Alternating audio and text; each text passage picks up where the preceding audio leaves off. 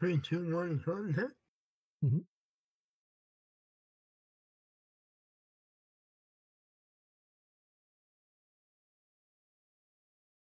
Check, check, check. Can you hear me? Can you hear me now? Can you hear Oh, I know that song. I just made it up in my head, so I have no idea what you're talking about. Oh, man, you're natural. Uh, It's the number one hit. Why, hell yeah. Nice to know that my mods are out there before I get there. My traffic Still looking cops for your channel to load up. ready to throw a beat down on people's. Notice the bots are coming back. I know. Basta just. We 3 of are them already up. here. We are 7 minutes from going live. So if you got a tinkle or you have to get your favorite snack or your drink of choice, make sure you go get it now. Because once we start, we are not stopping.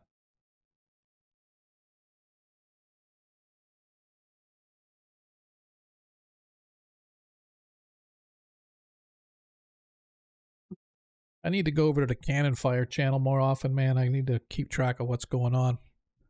I didn't even realize that they were doing a charity stream coming up, or I would have got in on that. How to run a game. I'm running games for Very Hard Reborn. I'm playing. Yeah. I normally used to hang out in there a lot. I haven't been there in a while since I know. And doing a jam in the night. I'm looking. I know. It's like, oh man, I'm going up against Jay. I'm going to have like 0 watchers except for the people in the game. The only one's going to be here are me, my mods, and my players. It's not true. Okay. My mom was sitting in the chair right next to me. Mom, look, turn and go to the show.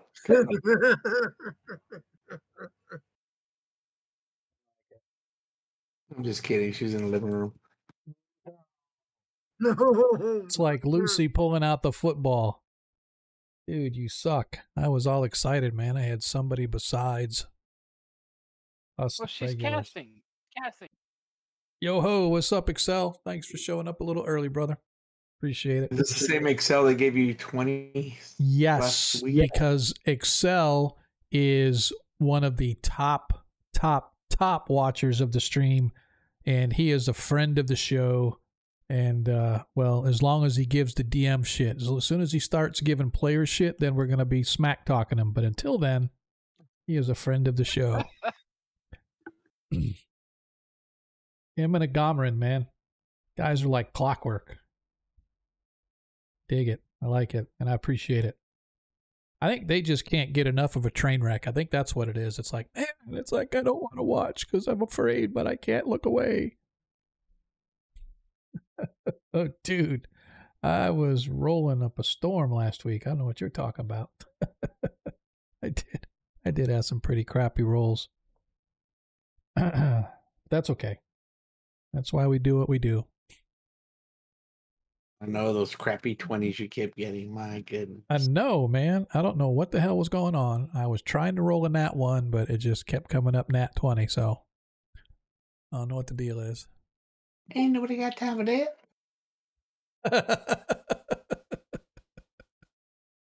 Yepper.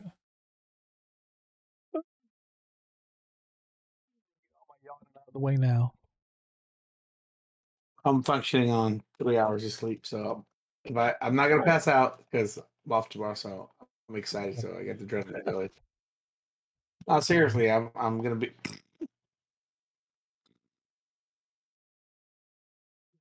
I'm gonna be here for real. So okay, I believe you.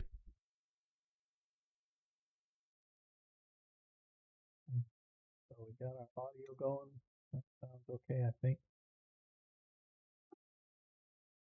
Oh, I was gonna say, in your audio, do you use an isolator? No. Okay. No, I just have a couple small filters on to try to get less of a hollow background sound and more of a rich, in your face rich kind tones. of Yeah, like somebody breathe in your face. Like you could see the green piece of stuff between their teeth up close and personal. You know what I mean? The orc hit you with a sword, which can baby. Rode it to money. The smooth circle your sides. Yeah. All right, let's kick this off.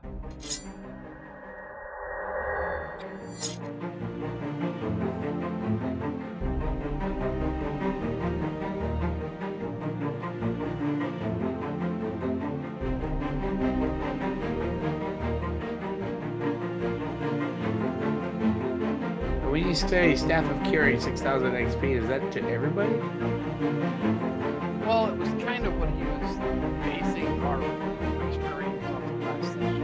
Yes. All those magic items associated with it. I don't know what medics are. Okay. 7,400 altogether. Oh, okay. And We have to share or each? That was each. That's not the magic items. That's just the home and the monster. 7,400.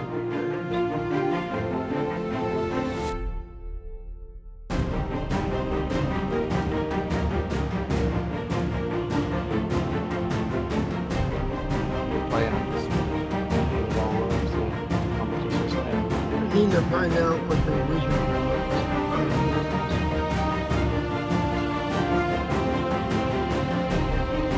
Oh, that's He's got the confused dog. cat dog.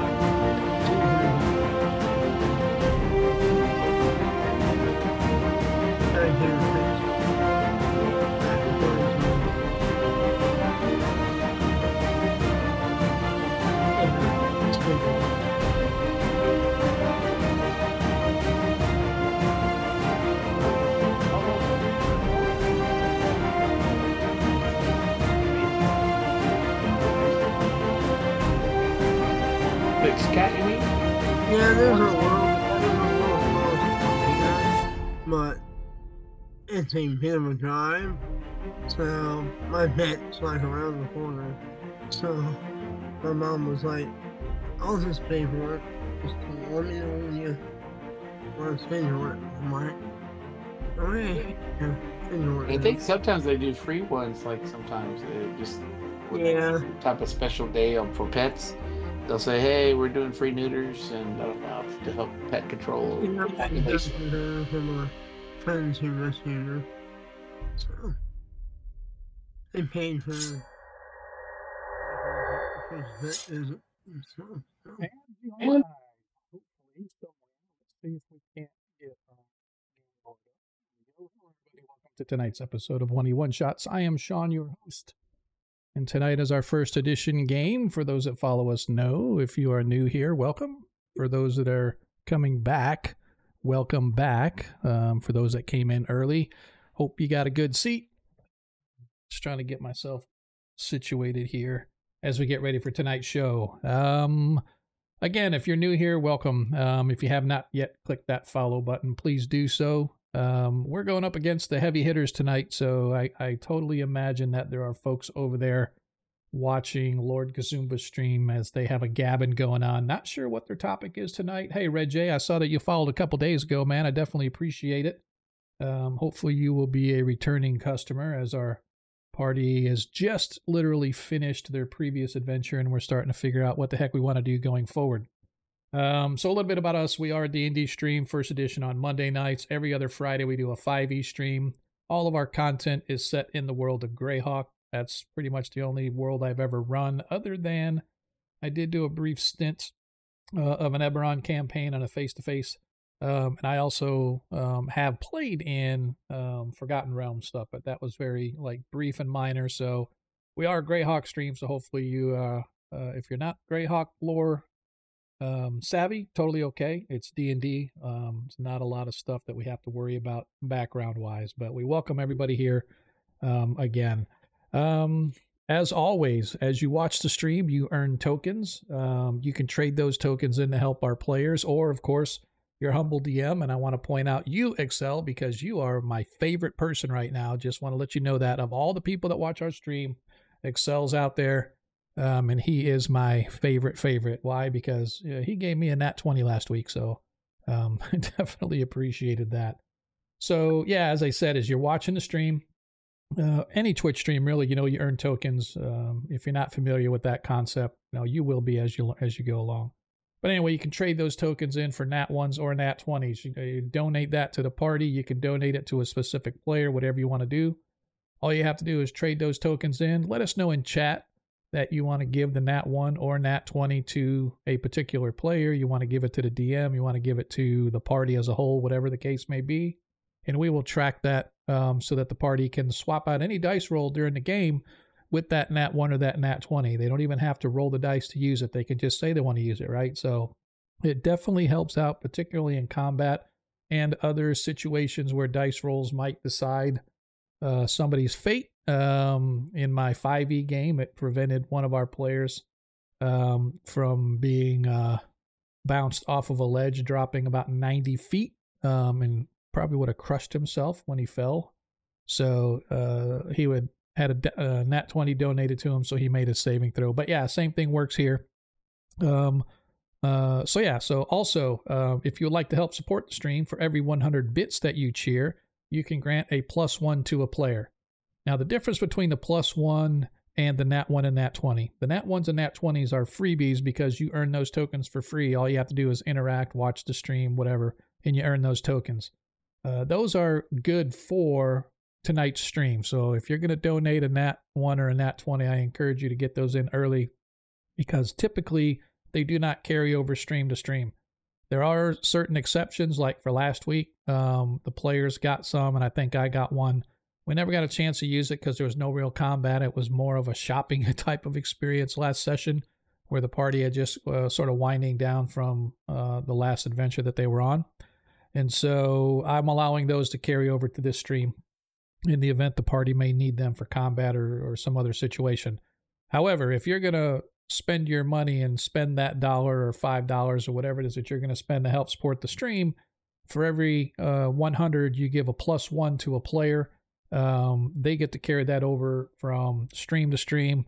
And let's kind of go over a little bit right now what we've got. Right now, your humble DM has a +4 available. Barris, our ranger, has a +3 as well as a +2 available.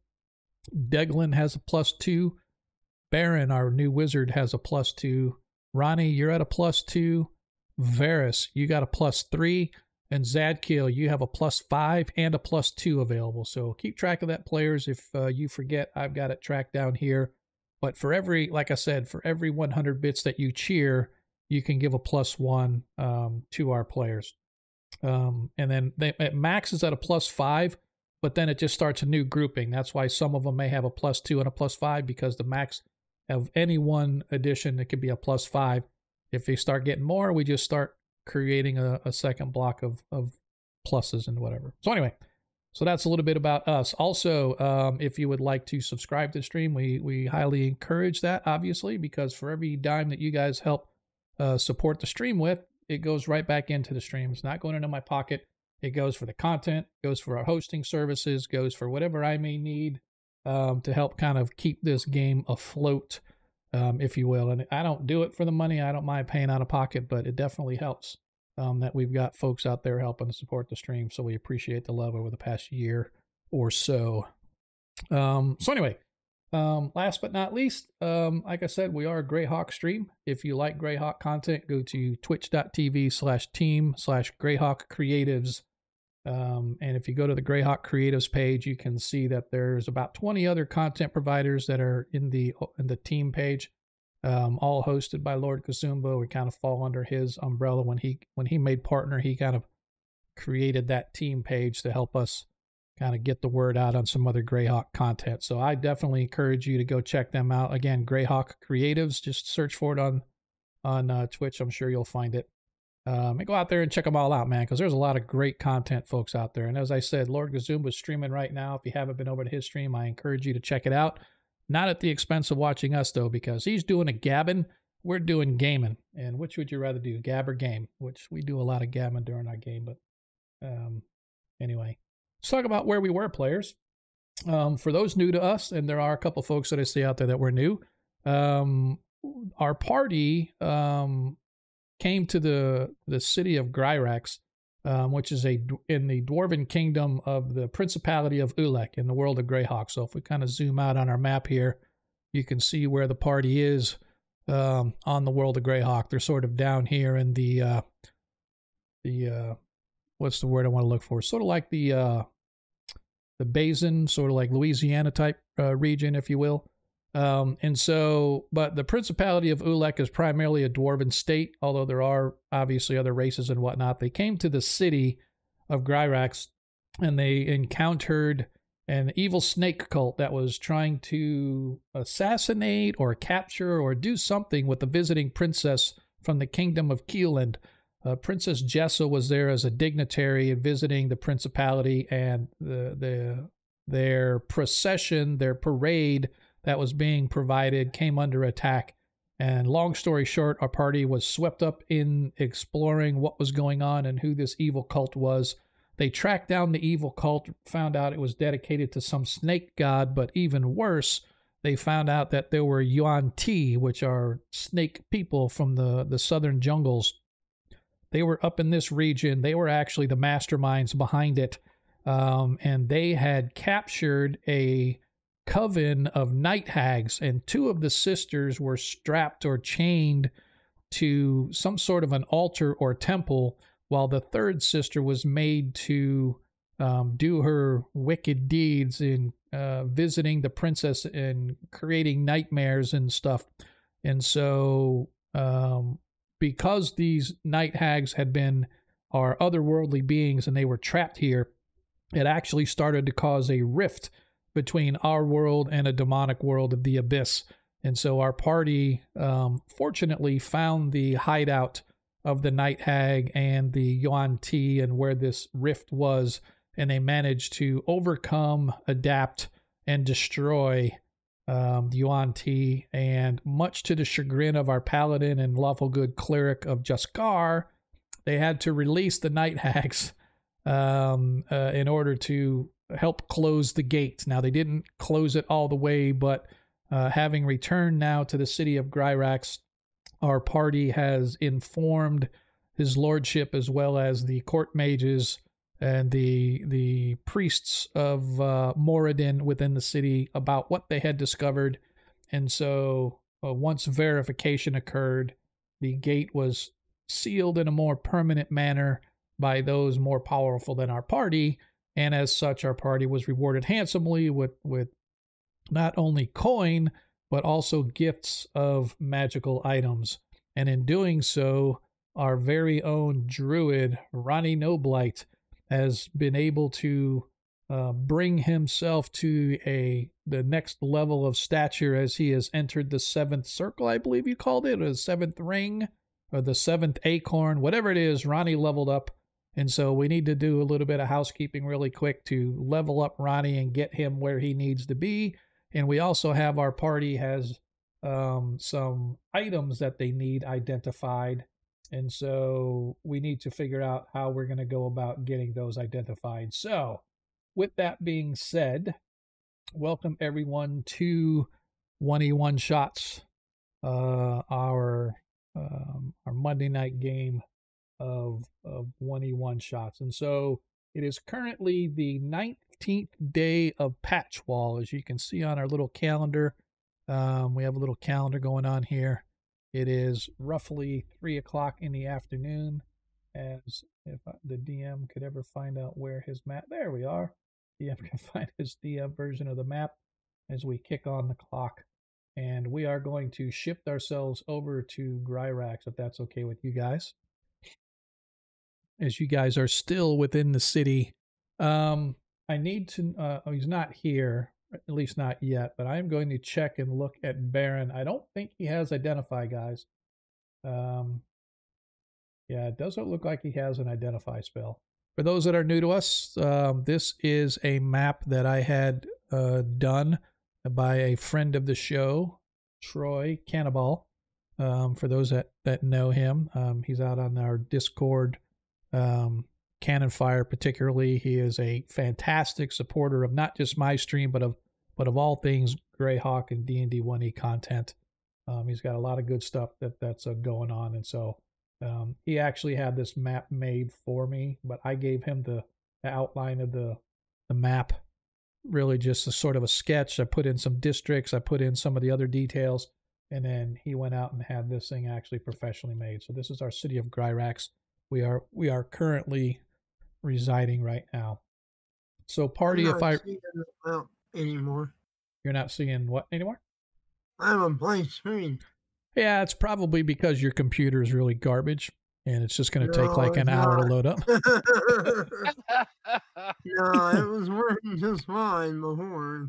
Yeah, I found that this map is pretty large, but I did do a scaled down version of it to attempt to limit the resource intensiveness that it kind of drags. Sometimes mine ends up blank, but after a while it pops. But you may have to refresh a few times. Oh, I did. Well, I refreshed once already. So. All right, so it's still not showing? Yeah, and I have all kinds of great maps. Oh yeah, I have no doubt that you got a good computer. So did this one show up? Let me. So I went to the old version of Gryrax instead of the high-tech version. This was the version that I gave Troy. What's that, sir? I can see the new one and I can see the old one. Okay. Well, if Ronnie could see it, and Ronnie's seriously old school, Ronnie went out and got himself some new hamsters to run the wheel, to run the electricity, to run his laptop. So if he can get in there. Yeah, I wish I could answer that, Varys, but can you see that? Like I said. Those are hamsters. They're I mean, I updated my video driver earlier, and right, it was working with all the fancy maps I got. So, just out of curiosity, though, did the old school map show up? I just changed the map, so it's like I seen the old one. Okay, and that's fine. That we can work off of that, right? I'm not really concerned about having fancy schmancy, right? If we can get by with this right here, because it's just a city map. But you guys actually, when you left off, I think you guys had just went and got your potions and stuff from the apothecary. Mm-hmm. Yeah. Correct me if I'm wrong. That is where we're at. But what we're going to do right now, though, as I said, we have a little bit of housekeeping to do. First thing I want to do is cover Ronnie's leveling. We should have done this at the end of last game. I apologize. I did not know Ronnie leveled, but of course that's because I didn't give experience until like way late. But let's go ahead and do this now. So Ronnie, if you would roll dice for hit point increase, please. Well, I rolled it in the other roller machine. Where? Oh, in Discord. on Discord? Okay. So let's go take a look at that. It robbed me and only gave me a 2. It only gave you a 2. Well, actually, it's probably because I have a hard code. That would not surprise me. Did you roll in PC creation, or where'd you roll it? Yeah, right there in PC creation, and the random roller guy. In PC creation, and I don't see anything. No, he did it one shot dice roll. roll. One shot dice rolling. Okay, gotcha. Okay. You got a 2. Okay. So you got 2 new hit points. That was a practice roll. Yeah, whatever. I'll tell you what. I will do this. I will let you roll the dice here so the entire world can see what it is. And if you get a 1, I'll let you keep your 2. Otherwise, you get whatever you roll. Oh no, DM. Let's gamble. If I get a 1, I keep the 1 since I can go up here. Okay. I'm fine with that. Ronnie doesn't trust stray acorns. They got to be quality. You don't have. Do you have a? You have a Constitution bonus that goes with that? I do not. You get 4. That's a little better. Yeah, that'll survive you one more tick bite. You should have had me roll. All right, so Ronnie. 4's good. So Ronnie has now leveled. Yeah, that's 50-50, top. Oh. Yeah, we should have had that deal roll for him. Okay. No. So Is that your old hit points or your new, Ronnie? That's my new. Okay, so Ronnie now has 43. When you get a chance, make sure you check out your saving throws to make sure they're up to snuff, because I think at level 9 they modify. No, they're one. still the same at 9, and so does my to hit. Nothing changed there. About your spell, but does it increase size or? I did get one more first level, and I finally got a 5th level. Nice. Nice. Or was it 6th? I got a new spell. No, it should be 5th level at 9. Yeah, that's All what right. I got. All right, so make sure that you guys have your daily spells marked off on what spells you're going to be casting for today as we head into tonight's. Well, before we rest, of... can you launch a magic missile at me so I can be immune to it? I forgot you had that. Yeah, okay, I see. Yeah, and I know I'm not gonna run into anybody with magic missiles for the rest of the campaign. I'm sure. That's it, man. That was the goal. And don't forget, though, I believe if you look up the shield spell, not only is it just magic missile, but I think it has to do with missiles in general. Yeah, all right? missiles. No, Yeah, I thought you said just magic. Well, no, missile that's for I knew for a fact it prevents magic missile, but if I'm not mistaken, the shield spell also prevents normal missiles from striking you as well. So if somebody is shooting if somebody is shooting an arrow at you from the front, then it's going to protect you. It doesn't go all the way around in a 360, but it's out. So the shield is like it's the spell, but it only works on the front flank. Yeah, it's on the shield it's on the shield itself, literally. So Unless you throw it over your shoulder with a strap, right, like the Vikings did. There you and go. then fight with two weapons. And There then you go. What if I make straps and wear the shield on my chest and then get another shield for my arm? Yeah. Okay, whatever you want to do, man. Whatever you feel. You know, if that's what you want to do, I'd rather just get into the game tonight. How's that? We do that? Be kind of bulky, kind of hard to make a maneuver. As you guys awake on the following day, as you guys, if you haven't already, make sure that you give yourself 1 hit point. You guys should have been healed by now because it's been like a week and a half. Yeah. Well, we did heals before we right before we rested. We did. Yeah. If you remember, if you recall, when you guys came back from the swamps and killing the night hags and the Yuan Ti, Baron had fallen out of the tree and he was at like I think -1 or something like that. So he was pretty damaged. And by the way, I need to get rid of that token on this map and put Baron in there. Oh cow. I think the clerics took him. He's massive. I know. I just looked at that. I'm like, why is he like so huge on there? He does work out, so Bizarre. There you go. There we go. And so anyway, he had fallen out, and so he was at like -9. I mean, not -1. He was at -9. So it took like a week or so of recuperation. So you guys stayed in town. The princess left on the 14th. She was supposed to leave on the 12th. As you recall, you guys had the little going away. You were given your bonus gifts. And now you guys have yet to have a few items that you encountered with the cult leader that you need to get identified. Unfortunately, Baron does not have the identify spell. However, for a fee, the court wizards and magi will be willing to identify the items for you. Normally, it is 1,000 gold pieces per item.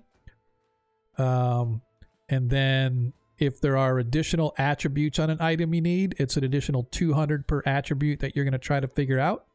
But they'll do it for half price. So they'll charge you 500 as the base cost to identify the item itself. And if the item has any other, or you want them to seek any additional attributes, it will be 100 gold pieces for them to attempt any additional attributes that you may. So basically they can identify and say, here's what it is.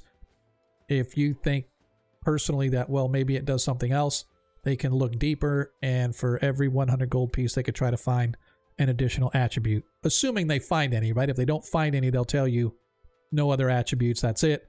Therefore, you're not going to waste your money saying, well, try again, right? So it's up to you guys, but they will do that half price for you guys. So it's a minimum of 500 per item. So we have 3 or 4 items? Or? I think Yes. we have 4. Yep, there is a wand that you found. There were some magical bracelets that and this was all with the cult leader. And chainmail. Yeah, he had chainmail, but the chainmail was not magical. You put a question mark there, Deglin. The chainmail he wore was not magical. Okay, so that's just Yep. So we got So there's chainmail. only three items. Three items, right? There's a rod. There is a set of bracelets that he was wearing, and not gauntlets, but a set of bracelets, sort of like bracers almost, but not. It's not quite as big as bracers. That's why I call them bracelets. And there was some sort of a wand that he had.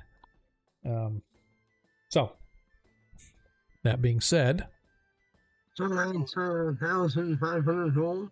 1,500 to do the initial identify, and then if you guys need any additional information, it's 100 gold pieces per additional attribute that they may want to look into. Like, for example, you can identify a wand, but you may not know how many charges. For an additional 100, they can figure out how many charges it has, etc., etc. Uh-huh. So let's say this: if we'll do all the identify and get all the information about it, and whatever that is, we'll divide it amongst cost. I see what you're saying. Just figure out whatever the total cost is, and then divide by 6, and then everybody pays in. Yep. That's fine. All right. So the initial identify, as they begin to, they put them out on the table, and you watch as they break out their mystical charts and tables and scrolls and whatnot, and they begin to murmur their incantations. And as they sort of wave their hands over, you could see there's like a shimmering force coming from their hands as it sort of forms a wave over the tops of the items. It takes about 10 minutes per item, but when they're done, they let you know that the wand allows you to shape change anybody. It is a wand of polymorph. Ooh. The bracelets are what they call bracelets of disguise. They say they've seen hats work like this before, but they've never seen it in a bracelet. But the once a day, the bracelets will allow you to change your shape to disguise yourself. It's not like a true polymorph, but it's like a disguise, literally exactly that. You could change your facial features, you could change how your clothing looks, etc., etc. But you can't change, like, you can't make yourself like bigger, smaller, stuff like that. So you could make yourself look like an elf, or an elf can make itself look like a human, but they can't be like 8 foot tall giant or some other creature, right? So it's just a disguise, but it has to fit within your particular humanoid type. That makes sense? Did you writing this down, Helen? No, I wasn't. I thought you. Oh, okay. You're the treasure man. You're the scribe. Come on, man. So bracelets in disguise. Yep, bracelets. Yep, a wand of polymorph, bracelets of disguise, but the bracelets only work once a day. And the rod is a rod of smiting. Ooh. So the rod of smiting, just so you know, is normally a +3 weapon. It does 4 to 11. 1d8 plus 3. If a rod scores a nat 20 on anybody, it expends a charge and does triple damage. Holy crap. And if you are fighting a construct, It automatically takes 1 charge every time you hit, regardless if it's a nat 20 or not. But a nat 20 on a construct will destroy the construct. I'm sure that's in the. It is. It's in the DMG. Yeah. 'Cause I didn't hear all that. That's fine. It just basically just know it's a +3 weapon. D8 +3. Okay. And that is those 3 items that they have identified for you. If you want additional information, additional information will be 100. So do 100 on the wand, find out how many charges. Okay. You find out that the wand has enough power to cast the energy 3 times. Mm-hmm. And it is not rechargeable.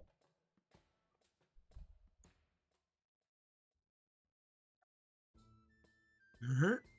And then the staff has 49 charges. What's I mean, the rod has 49 charges. The Rod of Smiting? Rod of Smiting has 49 charges, but it is not rechargeable. And just so you know, you do not have a choice on whether you expend it on a nat 20 or not. If you hit with a nat 20, it automatically takes a charge. Mm-hmm.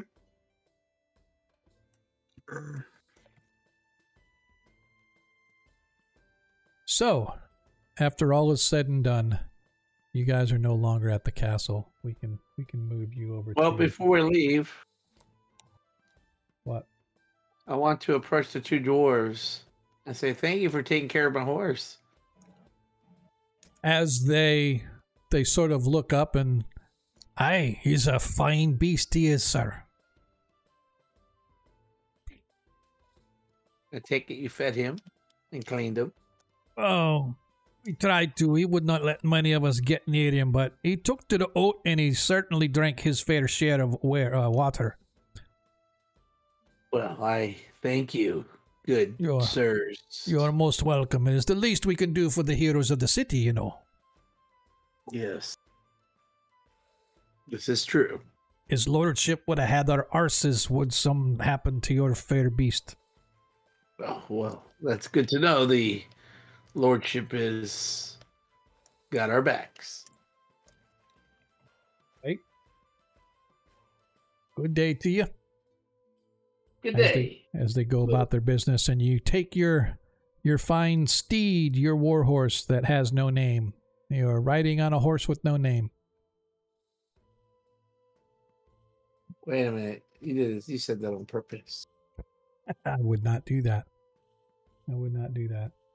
So you guys are at the Double Rose as the night falls and you find yourselves up in the morning. As you recall, you guys had spoken to a gnome who was asking that you guys provide sellsword bodyguard types to the expedition that he was heading off, which is in fact going your direction. There's an old ancient tower ruins along the shores of the Sea of Garant near just south of the city of Hardby to the east. And he had asked that you guys go, and you guys had politely declined. Because we talked about doing more with the young king here, and then I don't know if we're changing our mind here or not. Well, I mean, not sure what else there may be left of the Yuan-Ti going on here in the city, because as of now, you guys have taken care of the cult, assumedly. Yeah. You have not. It's only been a couple of days since you guys got back, but you have not heard word of any other missing bodies, or I should say, skinless bodies showing up. Which, for those that haven't been following, part of the story was the cult was taking people, stripping them of their flesh, removing their hearts, and just sort of leaving the body there to rot. They needed whatever they needed the hearts and stuff for to do their thing. But that was part of what drew the party into. Anyway, so yeah, so as of it's been what 3-4 days now, 5 days almost, and there has been nothing said yet that you guys are aware of the Yuan Ti or the snake cult appearing anywhere. So not sure where that trail would go yet. It's up to you guys what you want to do.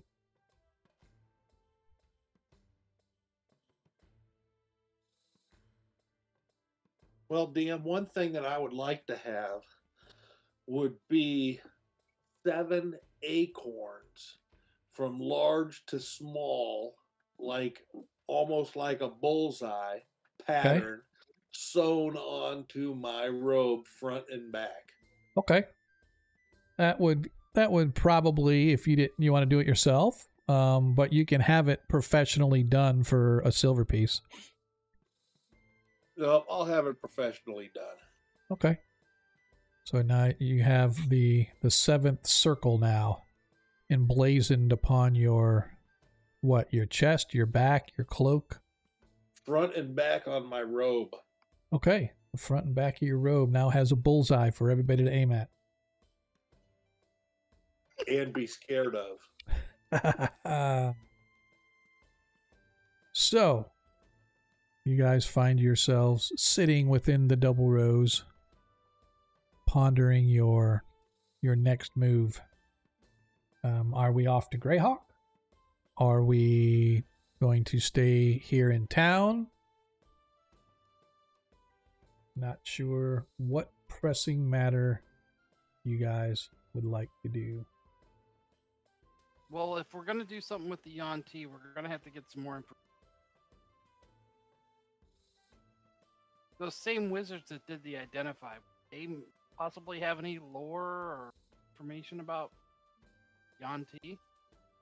Well, I'm sure they probably would, but more than likely you would want to go to the library. Okay. There's a library in town, so it's there. What's that? Is there a library in town? And if so, oh, of course. go there. Yeah, of course. Let me, I have to find, because I closed my map, the good one. And yes, G7, of course. If you say again. Yep, right here. You guys pass by the library every day. So right here at G7, there is a large stone 2-story structure with large pillars outside, sweeping stairs leading up to the interior. You can see that the upper level has a few large windows. The lower level has many more windows, but the upstairs is a little more closed off. Probably private offices or private viewings and stuff like that on the upstairs. But on the lower level is the main library itself. If you guys wanted to go check that out.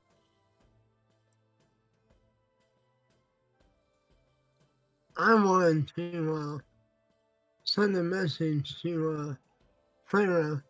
Okay. Since she had first-hand experience with the Yuan Ti. Right. See if she wanted to be involved in it, or offer her input. Okay. All right. So sending a runner off, it'll probably take a while. Before. But yeah, absolutely. Yep, absolutely. I'll probably be here a while. So. Okay. She's the head of the Thieves Guild, right? She's a member of the guild. I don't know what her rank in it is. You could probably find any street rat and give him a silver. Go get her and tell her. Yeah. And that's kind of what I assumed. So as you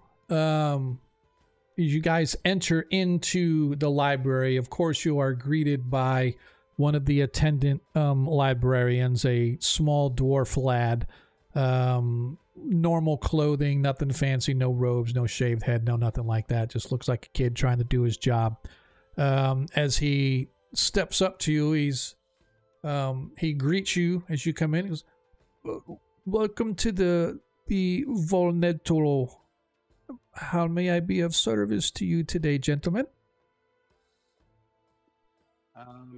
We are here to look up information about the serpent people, known as the Yanti. I'm not familiar with this term. However, if you wish to, do you have, I guess I should say, do you have more information? Is there perhaps a race? Are they a particular location in the world? Any information that you provide would be most beneficial to us. They serve a fiendish entity. Beings, so you're talking other planes, such as the Abyss, Well, they are, yeah, something like that. They're a race of snake people. I see, and and they are from the lower planes. Then you wish to study planar species, or are they from this plane? Well, no, they serve a outer planar being. I don't know if they are from the outer planes or not. Right. I don't know. I think they're from. I think they're humans that, or at least in the past were humans, but now they've been, I don't know, disturbed. I mean, we have enough. Don't we have something from the whole? Don't we have some books or papers or something? Most of the stuff you guys got from the cult dealt with sort of transfer of goods, moving this stuff in and stuff like that. Maybe a membership roles and stuff like that, but there wasn't much regarding the Yuan-Ti or anything like that. You guys sort of stumbled upon them when you were when you attacked the cult. You saw that there was a Yuan-Ti there, and then of course the female Yuan-Ti was the one that was apparently running the show. But yeah, there's, if you recall, there was a particular individual that you guys were talking to, the owner of the Double Rose, who had firsthand knowledge of. Oh yeah. But he refused to talk about it. What's that? Didn't he refuse to talk about it? He told us a story and then told us never to. Yeah. Deal with him. Yep, exactly. So, what was his name? Oh yeah, Ian Fenreaver. Ian Fenreaver, the owner of the Double Rose, was on an expedition into the jungles, you recall, and that's where he encountered a whole host and tribe, or a city, if you will, of Yuan-Ti that basically killed his entire party and the expedition that they were sent to protect. Yeah, I'm used to a bunch of module adventures. So, that's our game. But, yeah, so I mentioned the owner of the Double Rose. I mean, do you know, the owner of the Double Rose? Have you heard his, story about his, former adventuring companions? How they all died to these creatures? Sir, I cannot say that I have. I do apologize. We know that they're from the jungles. So the jungles that we do know of, where was that place that came from? Yeah, Yep. The jungles to the south are the Amidio jungles. Yeah, the ones we were in. Let's maybe start there and see if there's any mention of Yuan-Ti in those jungles. Okay. As you guys are brought in, the young lad sort of looks and goes, "This is the most uncomfortable part for me, but it is 6 silver pieces for each hour worth of research that you wish to do. You may pay by the hour, or you may pay a gross fee of for an entire 12-hour day. if you wish. It is totally up to you on how you wish to extract payment, but the first hour we must insist being paid up front. Slap a whole piece down and say, come back when you need more. We'll be back in perhaps 2 hours.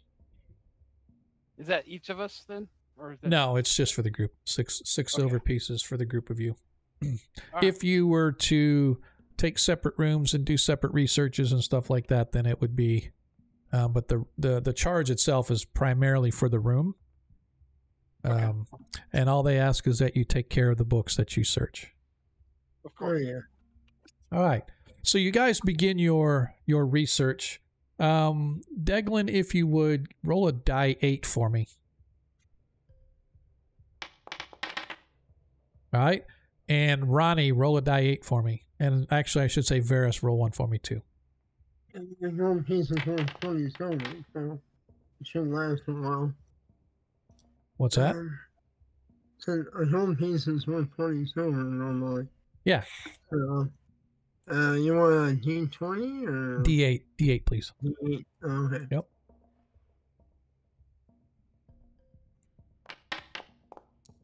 All right, so let's see. That's 15 divided by 3. That's 5. So it takes you guys 5 hours of searching, which is a total of 30 silver.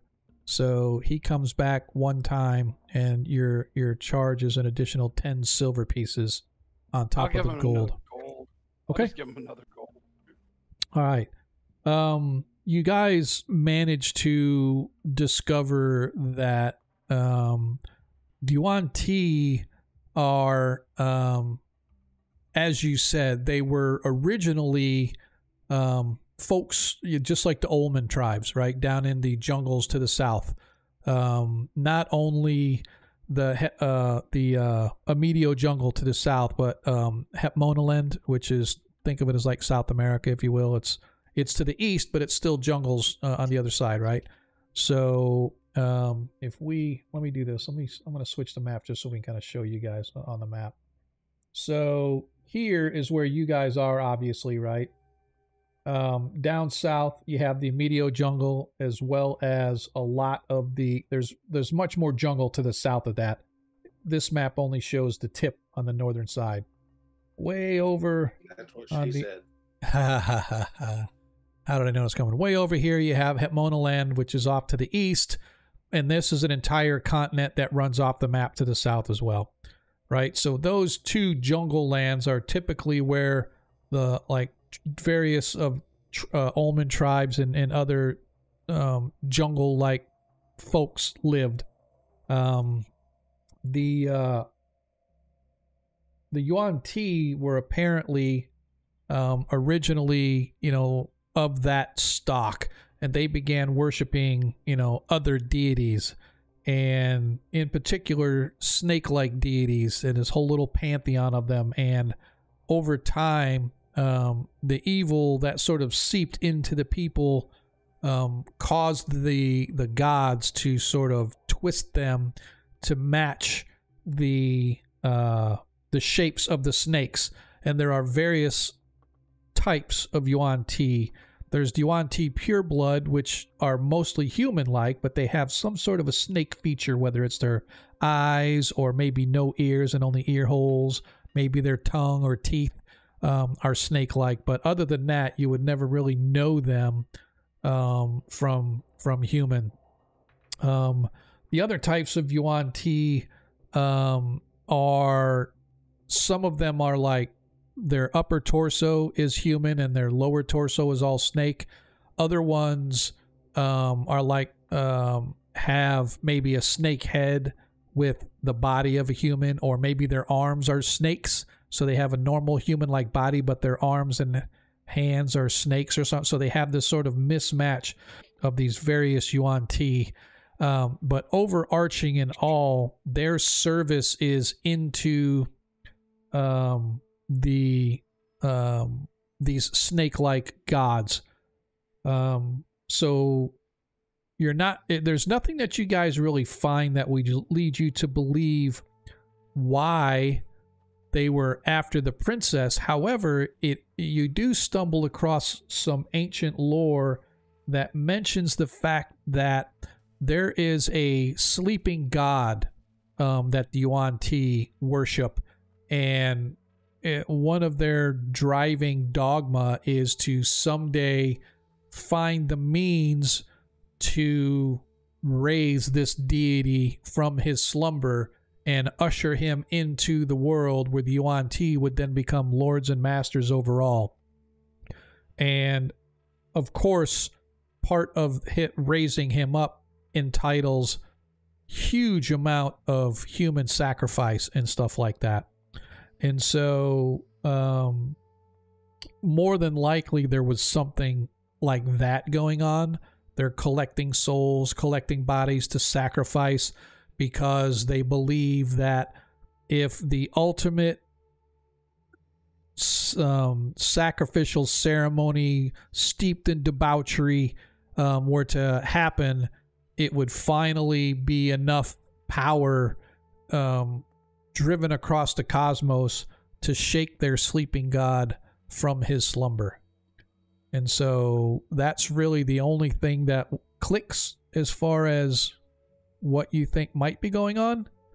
But other than that, it's just sort of bits and pieces of random lore that various expeditions have had going down into the southern jungles and stuff like that. So there are specific expeditions that have gone and come back, or have none come back? I mean, otherwise, no. There's been many expositions go into the jungles to the south. Some have stumbled across ancient ruins that apparently were maybe old Olmen or Yuan Ti. But there have been a fair share of expeditions that go deep into the jungles to the south that haven't come back. And so you don't know. I mean, the jungles are a dangerous place. It's not just the Yuan Ti. There's all kinds of ancient tribes and ancient things going on deep within the jungles of the south that nobody knows about. And it's, stories are told about it for a reason.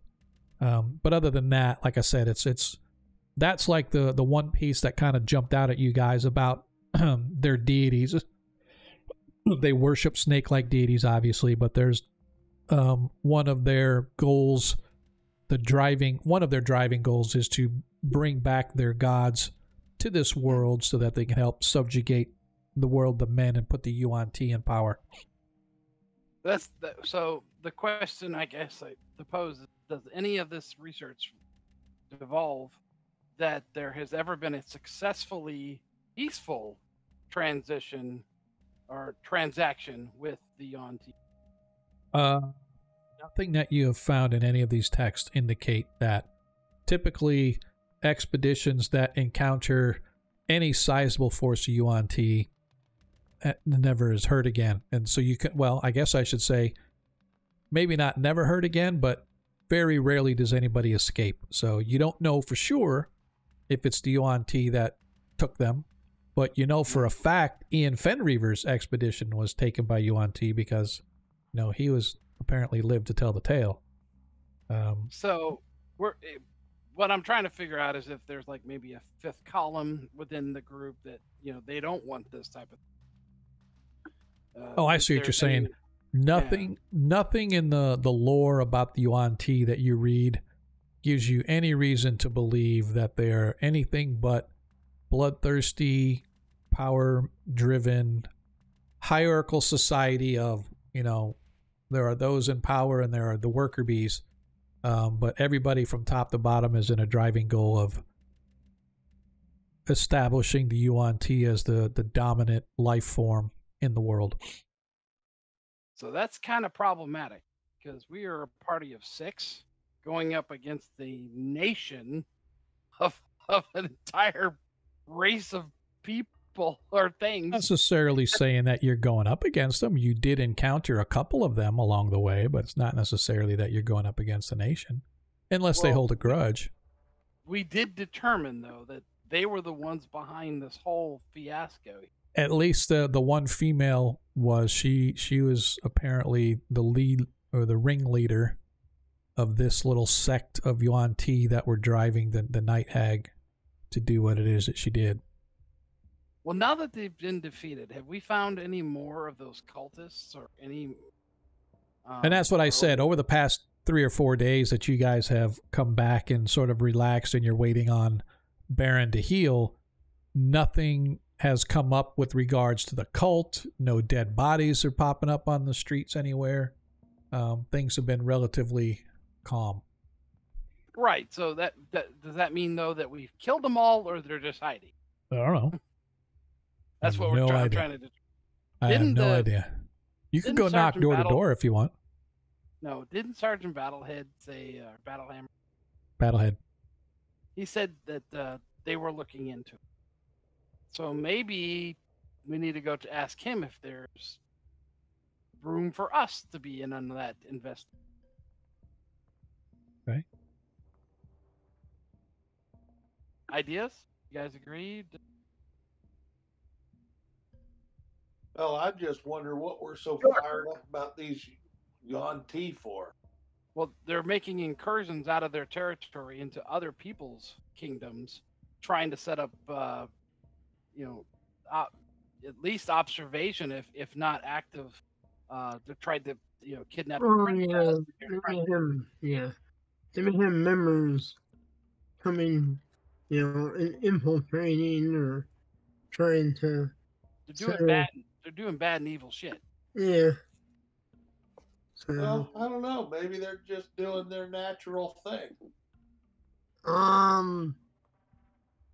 Yeah, the evil stuff is not natural. Is this something Killing people and is skinning this them something? alive. Is this something that we should track down and try to figure out? Maybe just leave it. I mean, we solved the issue at hand. This particular issue, yes. Yeah, well, I mean, they're aware of it now. Yeah. They can keep an eye on, and if something else pops up, they can try and find us or hire more help.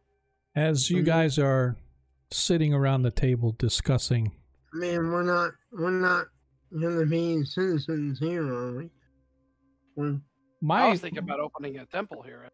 Here, or I thought you guys were going to Greyhawk to do it as well. I'm going to Greyhawk. I'm not staying here unless I have someone that wants me to stay.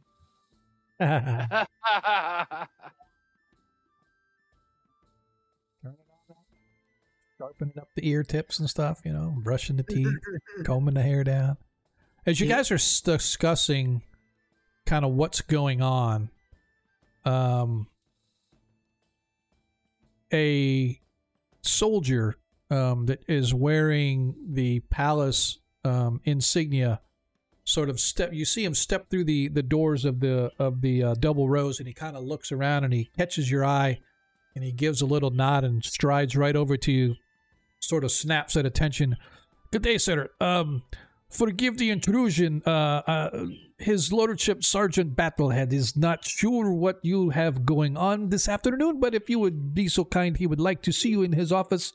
Some matter has occurred, and he thought perhaps you want to bring it to your attention.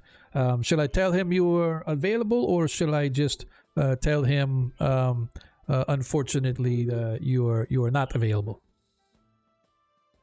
I'd say we're available. What do you guys think? Ron Dog's available. I guess we're done here for now. Yeah. Sure. So, yeah. I will tell him. Could you join him for supper? He usually dines perhaps at 5 o'clock or so. All right. Where at? In the palace or? In his offices, in his private quarters. Right there in the palace barracks, sir. Okay. I take the info to the photograph here in the library and copy everything. And then take it with us. There's a maid standing there with a kind of like a scanner. Just have a magical. It's a little magical quill pen automatically writing as you're reciting. A quick quill. Yep. Okay. So he said it's about 5 o'clock, so you guys got a couple hours to kill. Anything you want to do before that, or you just want to go and just sort of have dinner with him? Yeah, we'll just get ready to have dinner, clean up. Yep. Okay. So you arrive at Sergeant Battlehead's office as you're greeted by his attaché allowing you guys in, i.e. his secretary. Allowing you guys in, you see that there's a round table with which he sits at a very high back chair. As he sees you step in, he sort of stands up. You can see he's still wearing his armor for the day as his official for his duties and whatnot. He greets you, friends, come in, come in. I am glad you have not left the city yet, for I have work for you if you're interested. Come, sit. Sit down. So I'm not sure if you have heard or not, but we had there was an attack over in the slum section last eve. Nothing major to worry about. The soldier boys took care of it. However, this beastie that they was fighting is unlike some of the others that they've ever fought before. Now, I am not gonna lie and say that I am most familiar with creatures that walk the night, as they say, but I have had encounters with such things as wizards of ill sort raising those from the grave to do their bidding and such.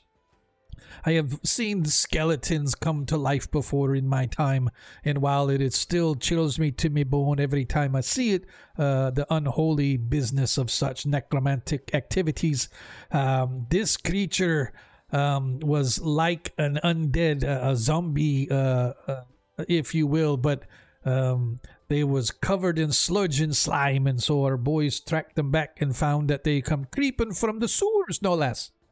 And so I was wondering before I have to bother his lordship with some other small thing that might be going on. Now that I've got yins here already, I can offer you a bit of coin to go explore it for me. Take care of it. I'm sure that something as simple as zombies or skeletons or other necromantic such things are well within your sphere of influence to take care of. What sayings? Are you up for a bit of a trudge through our city sewers? Are you? Well, those sound like a abomination to the natural order. Run, dogs, all for it. You got any hip waders?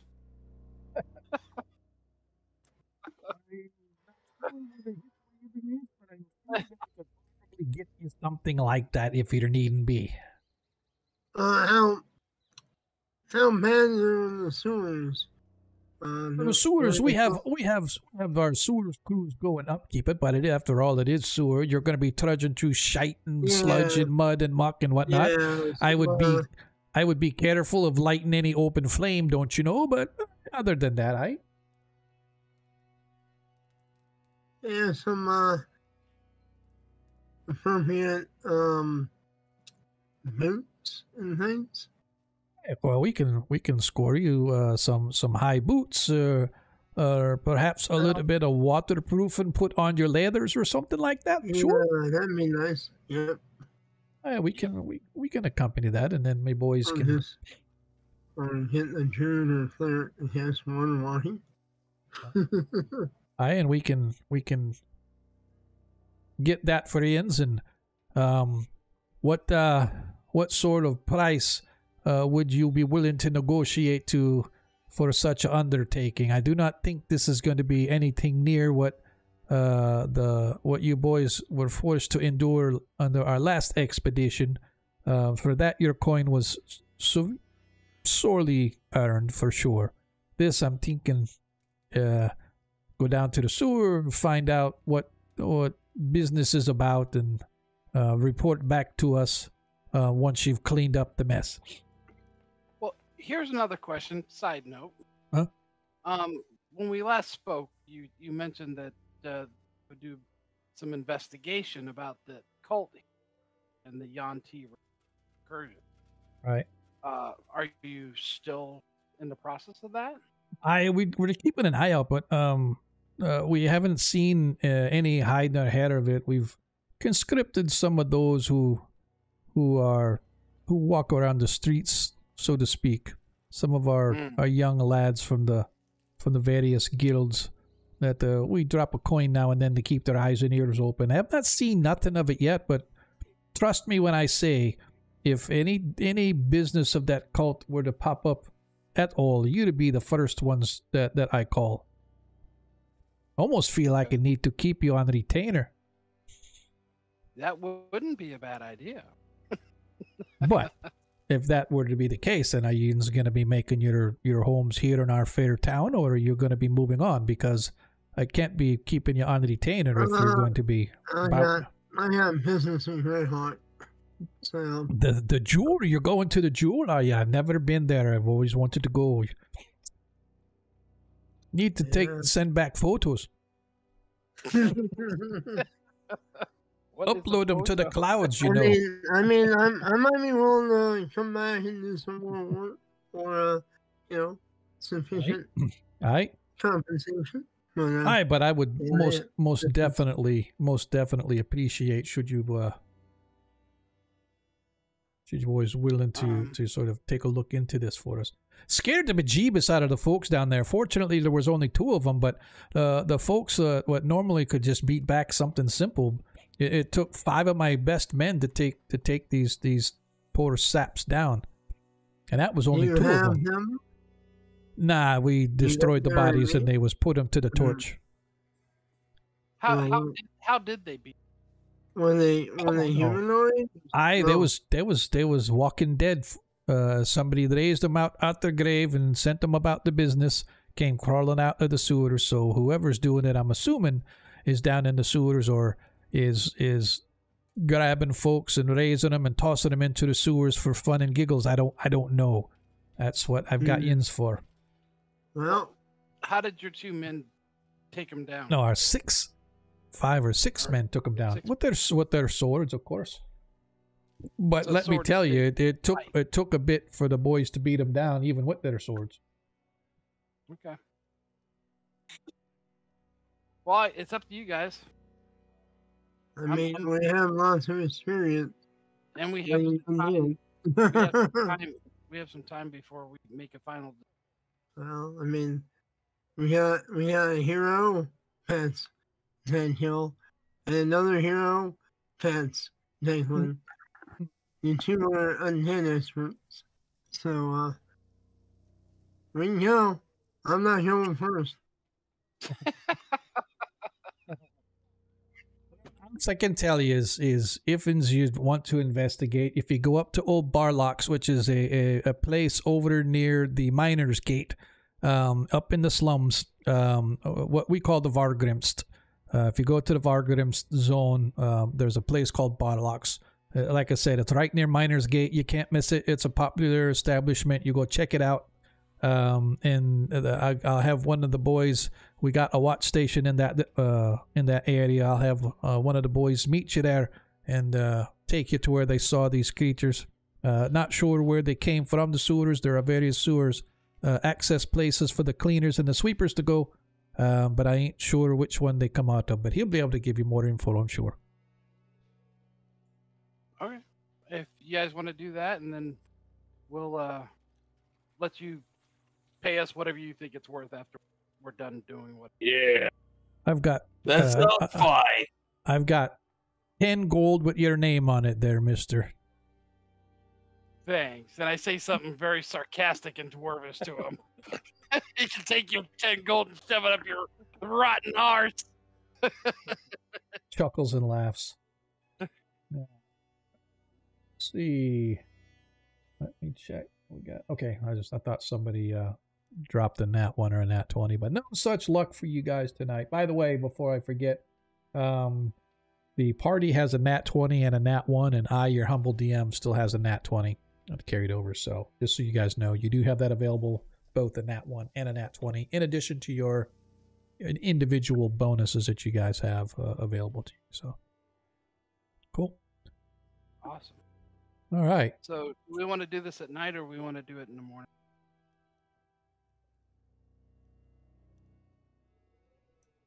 During the daylight, there's and then creep around at night, don't they? Yeah, I If you agree. want Like to go to. at night. It's gonna be dark as hell down there anyway, so it doesn't matter. Well, yeah. But whatever. Well, I mean, whatever. I mean, How soon can he get us our leathers waterproof? Oh, they can have them for you in just a couple hours. It's just he's not getting you guys your own leathers. He's having your particular gear treated and waterproofed and stuff. yeah, that's fine. Okay. All right. So you're going to do it tomorrow then? Going tomorrow morning, or that's up to you. Yeah, I'm just in the saying. I morning. just need to know how you guys want. You want to go in the morning? Yeah, Or do you, Yeah, Okay. let's prep and do it. You all know, right. breakfast in the morning. Okay. All right. So having spent. Hey,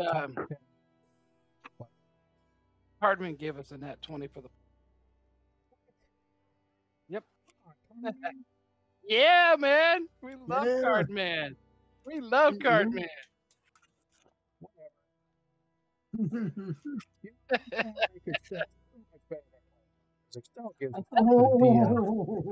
like Cardman better. Card man, I appreciate it, dude. I appreciate the love you're showing, even though it's not the love that we're expecting. All right, so the party now has 2 nat 20s and a nat 1. Thanks, Card man. I definitely appreciate the love, dude. That's awesome. Yeah, use wisely. Exactly. I have a feeling this isn't going to be quite the nail biter it was before, but we'll see what the party figures out. So you guys go back to your respective quarters. By the time the sun rises tomorrow, or in the next day, I should say, by the time the sun comes up, you guys have your gear, and it has been basically weatherproofed. It's sort of as like mink oil and stuff rubbed into the leather and stuff, helping it to be a little bit waterproof, to at least sort of keep it from seeping through into your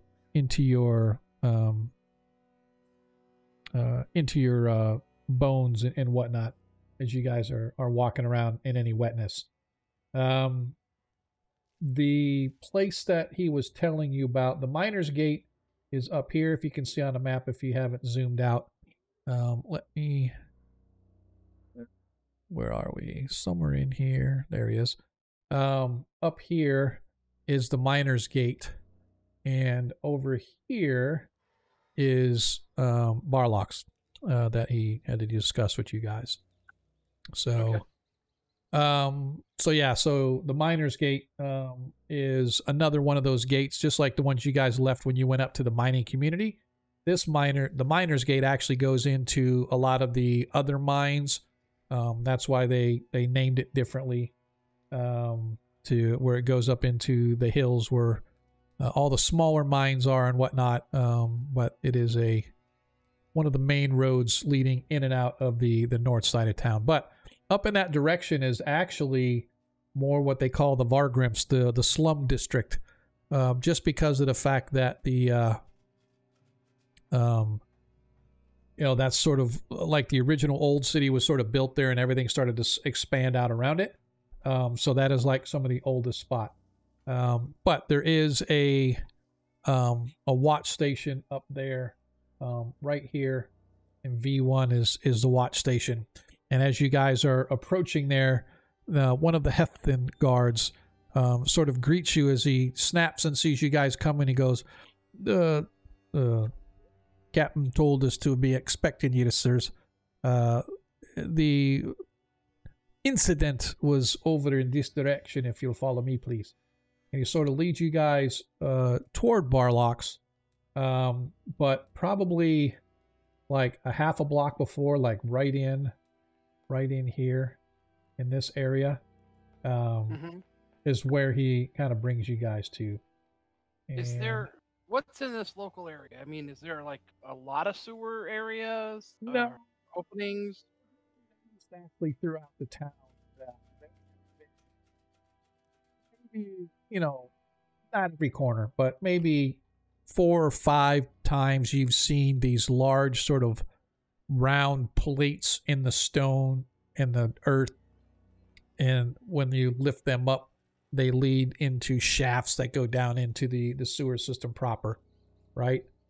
So it's not like there's a whole bunch of them everywhere, but he does bring you to one right where you guys are. He goes, I'm not sure, sir, if this is where the beastie came out of, but this lid was in place when we discovered the critter, and he went berserk, or they should say they went berserk. There's two of them that we managed to take out. Slimy and nasty they was. Definitely they was human, but they wasn't living human, I can tell you that. There's some unnatural force brought them back out of the ground and set them to on their path of destruction, whatever it was. It was mindless, though. It's not as if they had anything specific in mind. Didn't look as if they were attacking anybody specific. They're just plumb crazy, swinging and attacking and clawing and trying to eat whatever it was in front of them. Me and my boys, it took everything we had not to, one, keep from throwing up from the stench of it all, but two, I've fought creatures to what's crazed before, and this was a little more something than just plain crazed. This was... Were any of your guys seriously injured? Or No. Are they currently ill? No. Take a look at all of them. Went to the medics, got cleaned up, got fixed up. None of them showing no signs of nothing. Fortunately, I don't think any of them even got scratched. Maybe a little bit of dented armor, a dented shield here or there, but we were able to keep the beasts at bay mostly with the spears and the halberds that we had. So that's what I was trying to see, if there was any secondary infection. Not that I'm aware of, sir. I'll take a look, but at least not as of this morning. I haven't seen nothing, sir. All right.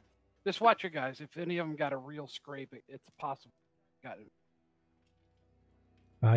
I will do. All right. Is there an easy way that we can access down this? So as he sort of brings this little sort of hook thingy that he's got hanging off the back of his armor, and he hands it to you, he goes, you just click the hook on the little hole there, and you lift and heave and lifts the plate. Usually me and one of the other boys lift together to lift it up, so I'm sure if the two of yous working together can lift it easy enough. It only weighs about 150 pound of metal there on the cap. And you can see that the hole itself is maybe 5 foot around at most, maybe 4 foot around, somewhere in there. Just like a typical manhole cover, a little bit bigger than a normal manhole cover you would see in today's world. Okay. Sergeant Battlehammer said you guys have work crews to go down there. Would it be possible to either get a map or maybe one of those crews to escort us, or at least one of the people? I could get one of the sewer sweepers to come with you. I don't know that they have a map, but I'm pretty sure the map's in their head. Okay. Well, as long as somebody that knows their way around there, so we don't have to get lost. Sure. This can be done. All right. How long would it take you to get one? Give me 20 minutes. Is that okay? That'll be just fine. All right. So he comes back, and he has this sort of skinny, scrawny old fellow. Guy's got to be in his 60s, pushing early 70s. He's sort of hunched and dirty looking. Looks like he hasn't had a shower in a while. His hair is sort of a gray. Looks like you could tell that he used to have dark hair, but now sort of a dark gray, and it's just sort of flying out everywhere. He sort of smiles. Oh, he's human. He kind of smiles and nods to you, as you could tell that his hands are grimy and greasy. His clothes are as clean as they could probably would ever be. Still have stains kind of worked into them and stuff. You could see he's got regular leather shoes on that almost is worn through the toe. His feet are so big, scraping at the edge of it. Eventually it's wearing through. As he moves his feet, you can see his toes kind of move at the end. And he's sort of standing there looking down as kind of shy like or whatever. He goes, I am Bart. My friends call me Bart. The sergeant here asked that I take ins down into the sewers. Is there it's my normal place that I go when I work. Is there anything in particular I'm not known for giving tours of the place, sirs, but I'd be more than happy to show you what you're looking for, or anything, something specific Mainly that we you're just- wanting to see. Yeah, mainly we want to go to areas that may not normally be swept by your cruise. Aye, sir. Okay. And because there's obviously there's been an incident, we need to find out who is behind it. And if you guys have crews down there all the time, they're going to run across these. So Aye. my guess is that they've somehow hidden themselves in an area that you guys don't know. Is anything like that around in this general vicinity? Well, I mean, there are tributaries that we don't normally go up. They're a little bit smaller. We could send some small folk up there to do it easy enough, or if you hunch down a little bit, if you're a bit too tall, you could always hunch down and go. But typically, we stick to the main. The tributaries, the only time we ever have to travel in any of the tributaries, sir, is if there's sort of an incident on a backup somewhere, and then we have to go. But our goal is typically just to ensure that the feeders are all clear of any blockages in any of the cisterns where the refuse is collected, making sure that all of those grates and whatnot are clear and whatnot. But I can for certainly take you down below to have a look, see, if you will. Let's go do that. We'll do a look around for now, and then if it requires more, maybe we'll... I do want to advise that I do not expect you to do any fighting. If anything like that happens, I want you to get behind us and... Oh, trust me, sir. I'm not much of a fighter. And here's a gold, and go get yourself a new pair of boots.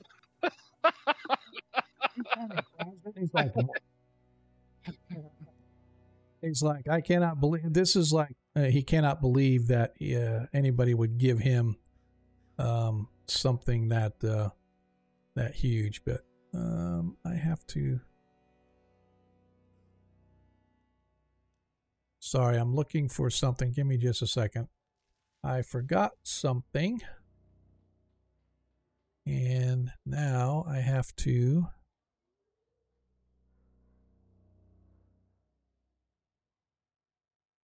I apologize, folks. I forgot to load up one of my maps. And now I have to go find it so I can load up my map.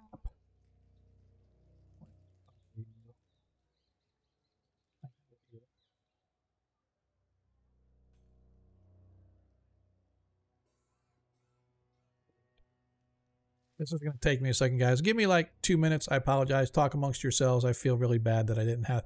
I went to look at it and went, oh crap, where's my map? And apparently... Right, I'm going to make a quick HUD call. Okay. It's even better. Okay, so let's go here.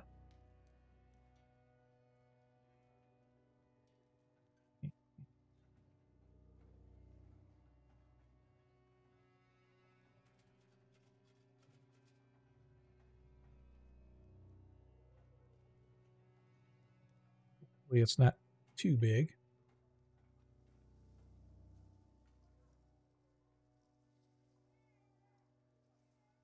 Yep. I have to, crud. Gosh darn it. I am an idiot. Memento again.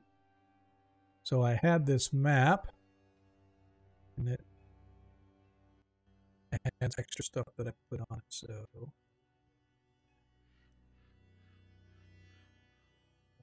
that stuff. I feel like an idiot. Thought I was ready to go. Of course not.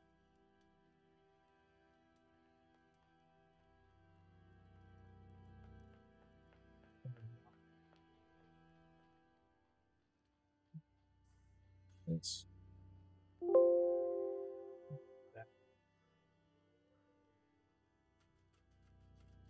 just so you guys know, this map that I have, I didn't put any walls in. I didn't do any stuff like that. So And We'll probably hopefully, not to look. well, it doesn't matter. I don't think I'm going to be using the whole thing anyway. But that being said,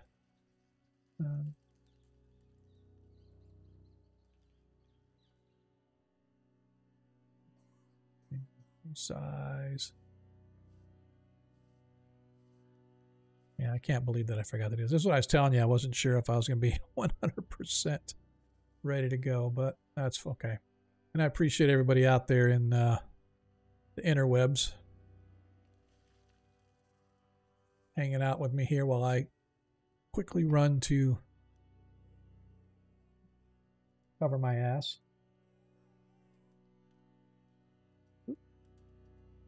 Go here.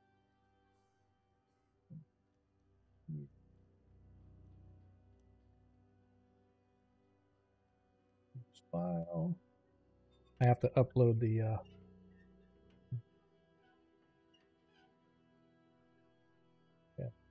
Hopefully, like I said, hopefully that's not too big enough. Probably going to be too big for you guys to see. I may have to reduce it down again.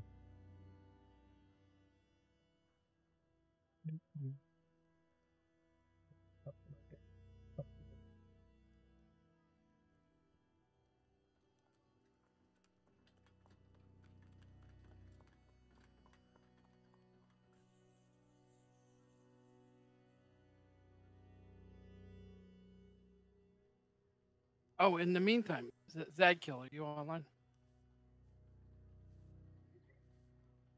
Okay, here we go. I can select the file. On what? No, I was just going to ask you, were you interested in that Rod of Smiting? Rod of Smiting? Yeah, it was one of those items that we just got identified. Oh. I don't know. What does it do? It's a +3 Rod of Smiting. So it's a better plus than I think your sword is. So basically, it is a +3 weapon. It has 49 charges on it. So you can use it just as a regular +3, right? However, if you hit with a natural 20, it expends a charge and it does triple damage. Also, if you're fighting a construct like a golem of some kind, and you score a natural 20 against the golem with it, it automatically destroys the golem.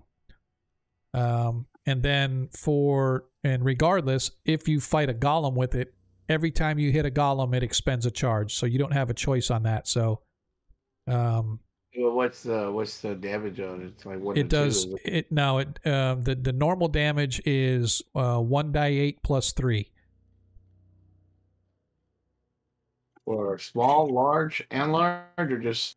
Yeah, no, it's just, that's it. 4 to 8, small and large, doesn't matter. All right, so let me see how this loads. Okay, so I am going to drop you guys on the map. Take it. If no one's gonna use it, I'll take it. Cool. It gives you. It's not gonna be my primary weapon, but I'll take it to use. Oh, you're not going to use it as a primary?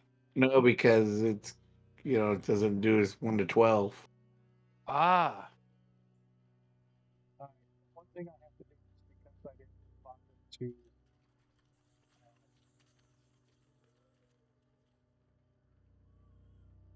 I didn't bother to do the whole map scaling and stuff like that.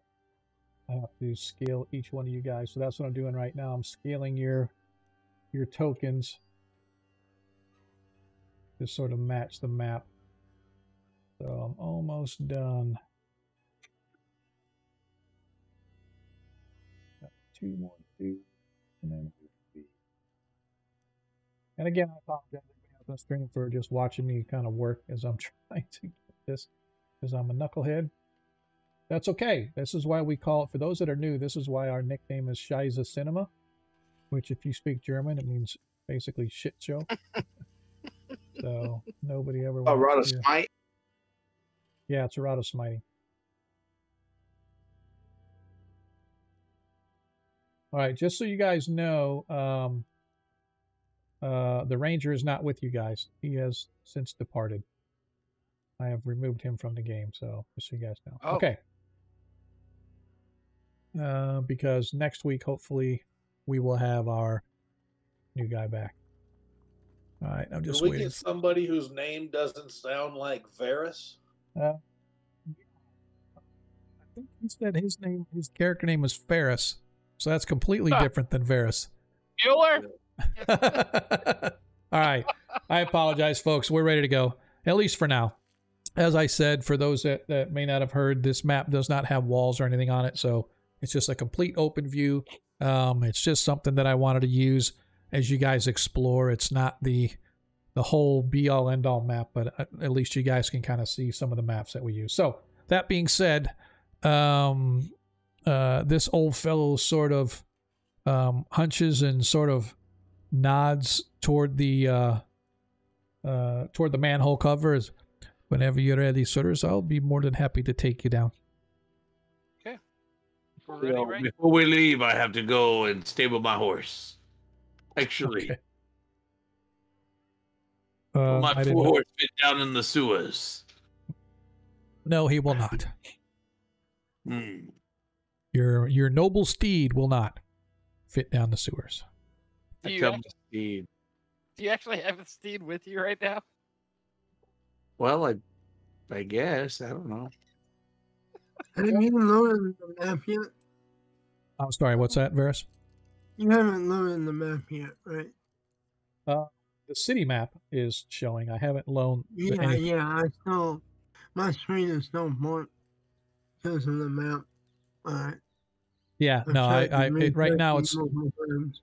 no, it's right now it's just showing the Gyrax map, the Gyrax Yeah. map. Sorry. Alright.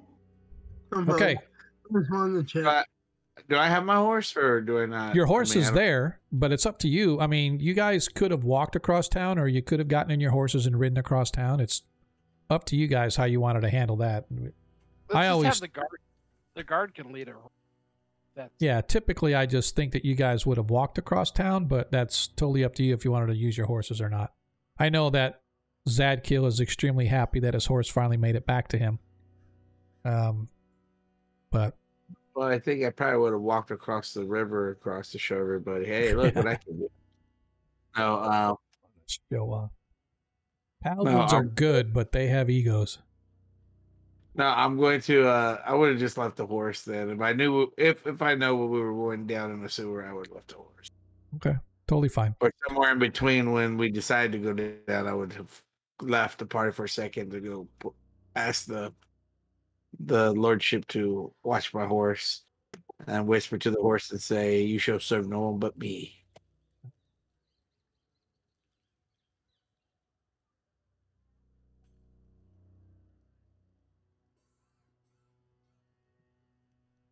Name a meatball.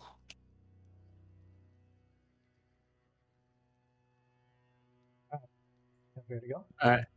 Yep. This was the worst part about what I'm going to have to do here. Hang on a second again.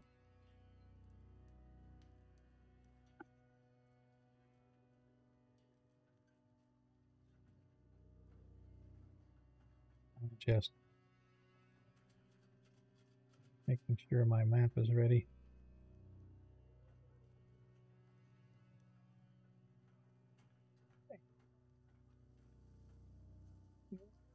There we go.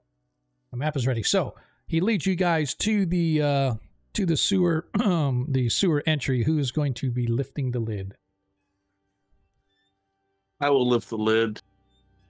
Go ahead and roll a 20-sided die. Actually, give me a not a Ben Bars. Yeah, give me a Ben Bars lift gates, please. Ben Bars lift gates. You got it.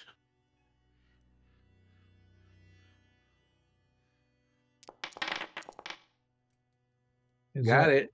What is your 25%. 25%? Nice. You guys watch as Zadkiel sort of reaches his hands and gets just enough grip, and he's like grunting it.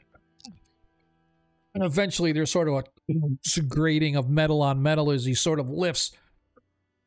And with a huge clunk, I need you now to give me a saving throw versus poison, please, Zadkiel. Okay. All the while we're standing around doing the golf clap. Hey, wait. Give him a round of applause.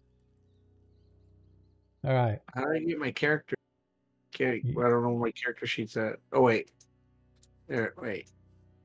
You don't know where your character sheet's at. Like right there in front of you. How can you miss them? All right, how do I get it? It's Double not... click it. No, how do I get my character sheet? I have nothing here. All I got is chat button.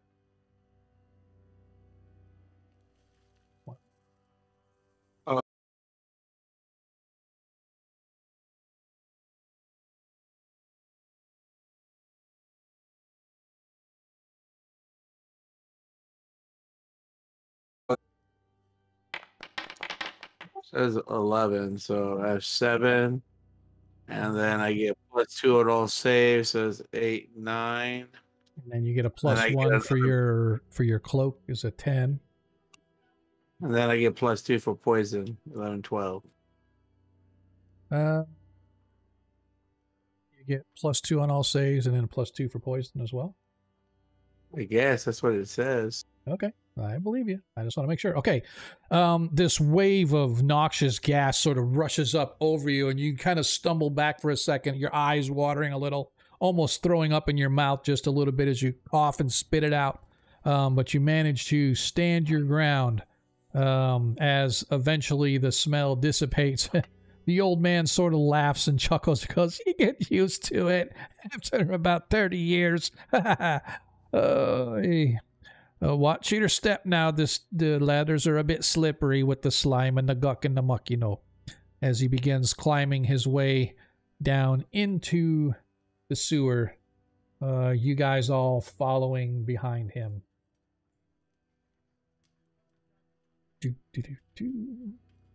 As hopefully this map will load for everybody because this is a big map too, and I was afraid it was going to be too big to load, but we'll see what happens. Oh crud, hang on a second, I forgot. It's one thing that I don't like their defaults on lighting. Their default lighting is to have everything turned on. There we go. As you guys find yourselves in the sewers now beneath the city, I don't have the old man with... Are you serious? Yeah, I don't know what it is, but not working for me tonight. Can you see it on the VTT? I can see it. I can see it on Twitch. Yeah. So if you can go by that, and then worst case, I can move your token for you if you want and stuff like that. But yeah, that's weird. Apologize. Yeah, I don't know why it's doing that. It's like I said, it's just I've had that problem before too, where sometimes it doesn't load for me or something like that. I got to refresh like a dozen times. If it's a network. Well, I've been refreshing all night, so yeah. I wonder if it's a network thing with the Forge, like a server thing. Quite possibly. So that being said, right now I have Deglin side by side with Varys up front. I've got Zadkiel and Baron behind them, and then Ronnie bringing up the rear. As you guys come down into the sewers, it's about a 5 or 6 foot wide hallway leading to a flight of stairs leading down further into the sewers as the smell of the noxiousness sort of hits you guys. Not bad enough to, as it was for Zadkiel when he first opened up the manhole, but it is rather stenchy down here. You can hear the occasional drip sounds of the sewer itself, but the a chittering sound every so often indicates there's probably rats in what down here. And as I said, I don't have the token of the old guy with you guys just because I don't want to have to worry about moving him around, but just assume that the old man is with you guys leading you forward. And he begins to move his way south until he reaches the stairs, and you see he puts his hand on the wall as he carefully steps down the slime mud covered steps until he finds himself and leads you guys down into a cistern. You guys move yourselves down. What's the temperature like down here, DM? It's a balmy, say 72 degrees, give or take. constant sort of constant temperature here beneath the ground, as the earth sort of keeps it a even keel between hot and cold. You can see this large cistern gathering place of tributaries, where you can't tell how deep it is, but it's thick, dark water with detritus and whatnot sort of floating around the edges and kind of floating across the center. Hey, thanks, Troy. Appreciate that. See, I love the love, man. I love the love. Appreciate it. Hope the Lord Kazumba stream is it still going on, or he should be? I think he gets done about 9:30. But appreciate you stopping by, man. Awesome. Anyway, as you guys find yourself in this huge cistern, you can see that there is a small 2 or so. Small, like a 2-foot ledge running around the edges of the cistern and leading out to the north. It's very sloped edges on the left-hand side, where like this right here, you're actually looking down, right? This is not a ledge per se, a wide ledge. There's maybe like a foot wide ledge that actually runs around us, but this is actually, think of it as you're looking from the top down into the cistern, the big pool of sludge. You can see that. What's that, sir? Oh, I was going to say, I was going to look in there, like look, and then go down the hall here. Yeah, yep. So you also see that there is an exit ledge on the north if you were to sort of scoot around the edge, or you could step into the sludge. The guide with you says that if you stay near the edges, it's only about perhaps a foot or so deep. Just shuffle your feet so you don't step off into a broken piece of brick or hole or something, and you could weasel your way up to the north end where there's a exit there. Or we can go straight down the hallway here to the cleaning chamber where some of our supply tools and what are kept. Ronnie or Declan, can you do water walk? Then we can just ignore it. I can't. You mean water walking? Yeah. Well, I don't know that I have water walking as a spell. Okay. I can turn into a beaver or a crocodile or something like that. Yeah. Well, save that. And worry about that later then. I do have water breathing that I can cast on 1 or 2 people if we wanted to dive down to the bottom. Trust me, you don't want to breathe this water.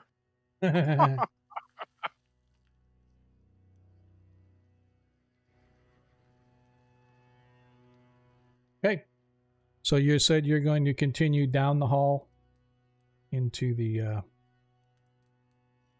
Well, we wanted to see locations that aren't normal, exposed to people. So people usually go down this other way. There's probably on the other side of this is the main tributary, the main sewer path runs north-south here. There's various cisterns that are off of it that feed into the larger cistern. On the western side, over toward the on the western half of the main, there's this large cistern. On the other side of that, there's some of the smaller tributaries that you might be able to find some of the less get-to places, if you will. Let's try over there. Okay. As he leads you guys down, once again, leading you across.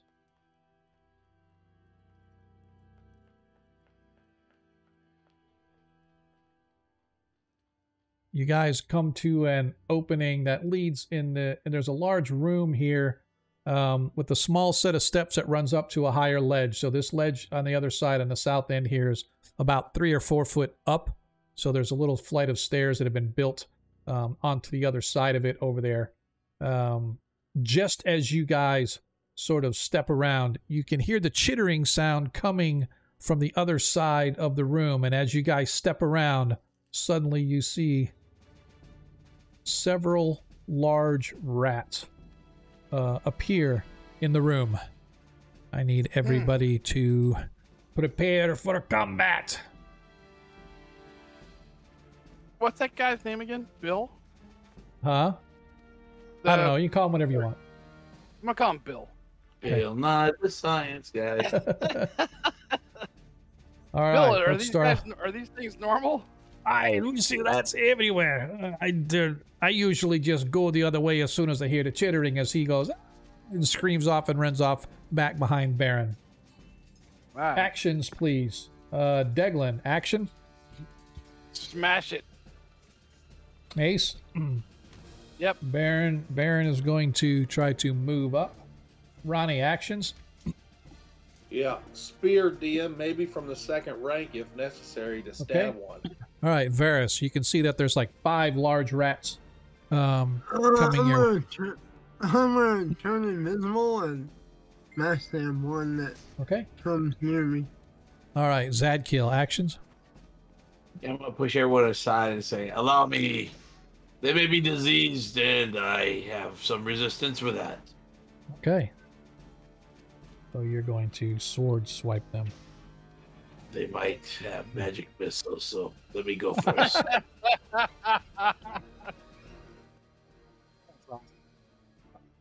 Begin combat. There's a tie. Let's try combat again. As the rats gain the initiative. All right. As one of the rats comes flying through here. Unfortunately, he gets there before you can get to be invisible, Varys. As they gain the initiative. As a rat tries to bite you. And he badly fails.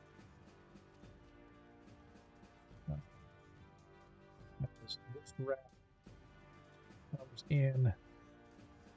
And I don't know why Zadkiel is on top of everybody, but this rat comes here and he is attacking Daglin.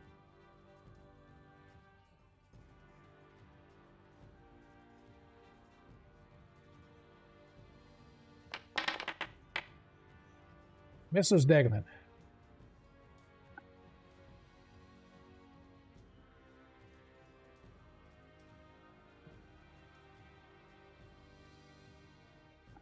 This rat comes squeezing in since they're, even though they're large, they can climb over the top of you. As this one, I am going to give Varys, you get a attack of opportunity as a rat sort of scurries past you and goes to try to attack the paladin. All right.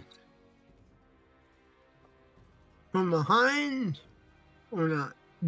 No, it's not a backstab or anything. It's just a regular attack as it's coming by.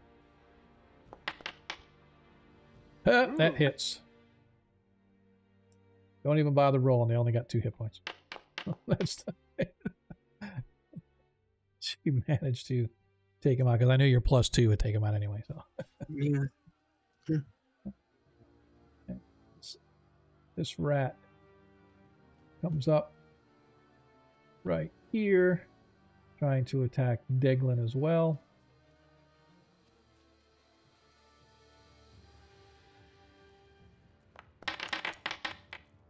This is Deglin. I should like just rolling that 20. And this rat here is unable to get in yet. I should have just used a nat 20 right now just so I can make sure I got somebody. Give somebody a disease, damn it. All right. Baron is skipping his turn. Varys, I will allow you. Holy cow, what did that happen? All right. You are going invisible this round, right? No, I mean, they're right here, so. Okay. There's 3 which to target. Stab the one and like to my right. Okay. The one over here on the end. Yep, And gotcha. I can't see because I don't have a map. Yep, I got it right. Got it right here. That one right there. Okay. I probably missed. There is 7. So it's going to be close. I'm not sure. You on 9th level? Yeah. Yep. Need a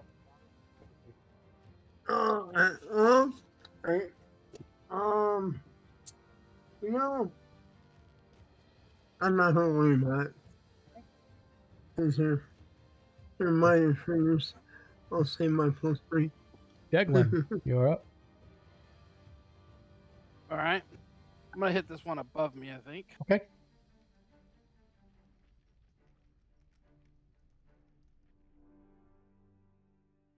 You said they're large, yeah? They're large rats, but they're not large. Oh. I missed it anyway. Yeah. This is really awesome. Riding in light. I don't know that I can get in there and stab with my spear, DM. Is it too constricted?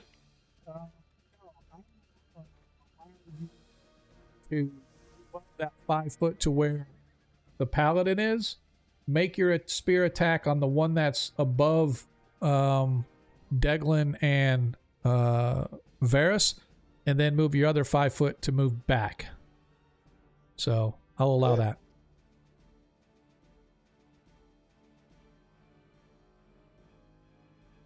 Armor class is 7. It can't be too hard to kill these things, which apparently you guys are proven otherwise. As you hit, as you hit for 8 hit points of damage, destroying that little rat, impaling it on your spear, bringing it back like a fish in the water, slamming it onto the ground as its innards disappear. Zadkiel, you're up. And like you are allowed to move through your companion's space to get into the room. There you go. But you have to move past the you're gonna have to move into the room past the there you go. Can't be on top of them. There you go. Now you can. Now you can go. So you can have your choice of either one of the rats to attack. Yeah, I'm gonna attack the rat. No kidding. Which one? There's 2 of them. That one, the one I'm targeting. Okay.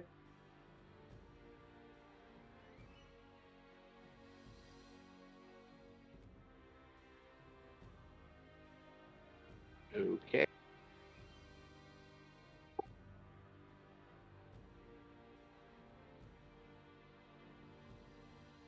Got it? Yep.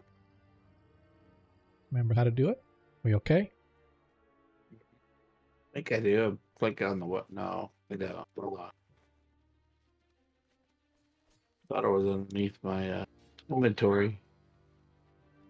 It is. You go to inventory, then you just click on mouse over the little icon next to your weapon and click it.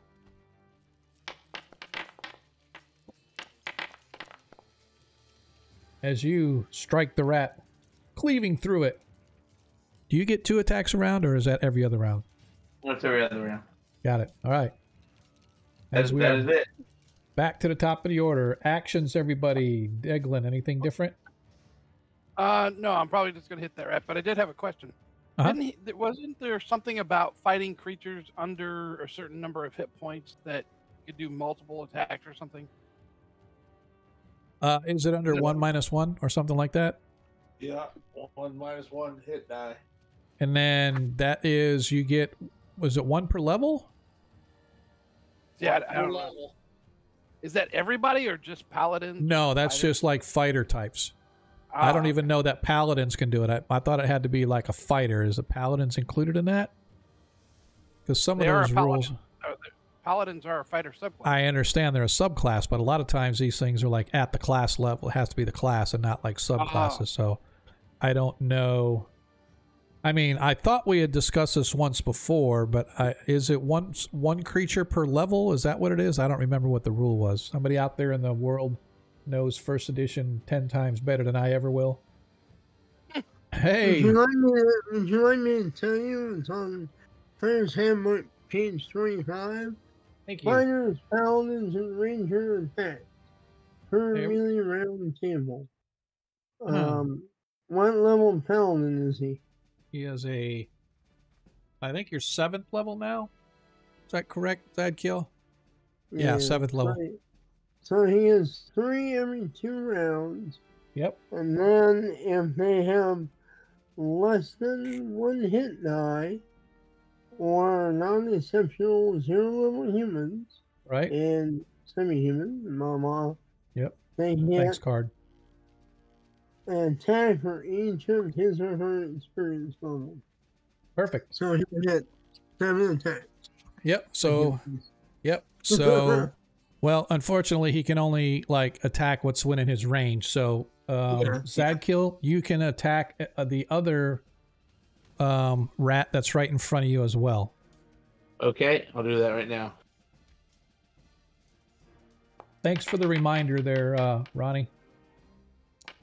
Oh, you see how I rolled on 19 and then I rolled off. But still hits.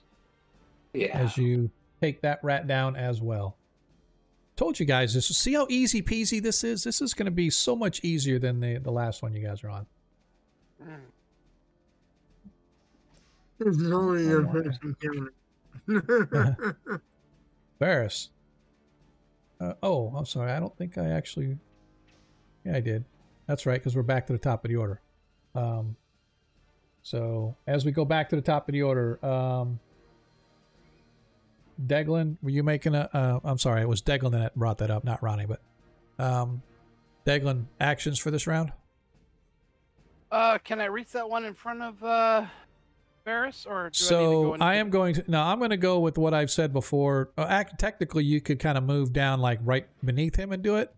But I'm going to sort of go with what has been discussed before, where as long as you have at least enough movement to move into there to attack, and then movement to get out, which means 10 foot of movement, you can step in to the same space as your companion and then get out of their space before the attack is done. So any way you want to do it, you can move there into the doorway to attack it, or you can move into Varys' space, attack, and then move back. But it has to be done within 10 feet of movement. Yeah. If Varys doesn't kill it, then I will. Okay. All right. Ronnie, any other actions? I'm going to move up Okay. into that vacated space by Daglin and stab that rat on the other side of Varys. Okay. Varys, you just sword attacking, or are you dagger attacking? What are you? What? What are you doing? I didn't know if you were attacking with a dagger or a sword. I'm using a longsword. My magic longsword. Okay, gotcha. Okay. All right. You're not going invisible then, right? You're just going to use your sword to attack? No, I'm just going to stab it. Okay. Yeah. And then Zadkill, I assume you're going to be attacking the other rat as well? Ratatouille. Okie dokie. As we roll, and the party gets to go first. Varys, you are up. All right. I don't know why this thing keeps zooming out on me, but it's bugging me. I want my friends out there in the interwebs to get a good view. Nice, as you slam into the critter. And you cleave through it. Deglin, there are no more rats before you, but you can hear there is a large rat in the other chamber. Although you can't quite see it. Yeah, if I step into the room, and then could I charge it? No. No. No, charging should be charging needs to be line of sight without like going around corners and shit. So. Yeah, I figured. All right. So, that was 5 foot of movement. You have another 5 foot. Each one of these squares is actually about 2 foot. So a 4 foot, a 2x2 block is like 5 foot. If you want to think of it that way. There's nothing else I can really do. So. Okay.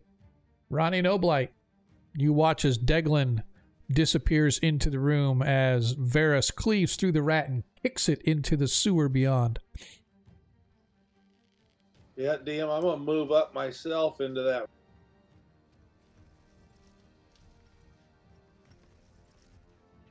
Okay. and place my spear prepared in case for a charge in the event that rat comes towards me. Zadkiel, you see there is one rat across the room as it is headed your way. Well, I set up for a charge. Yeah, it's your move. You're up. All right. Go With ahead a and charge. roll your attack. Get that +2 bonus in addition because of your charge.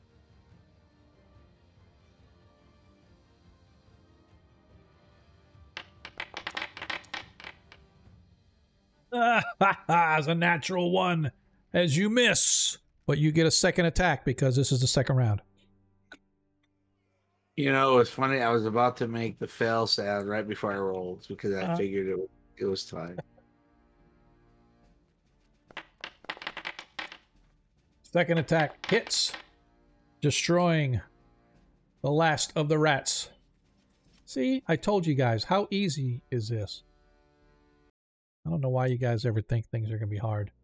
As you all gather in the room beyond, as I said, you can see there is a flight of steps leading up onto a ledge. And in the middle of the south wall, you can see there is an exit leading into another cistern. Whichever way Bill says we should go. So, just so you know, there's no real easy way here to cross over.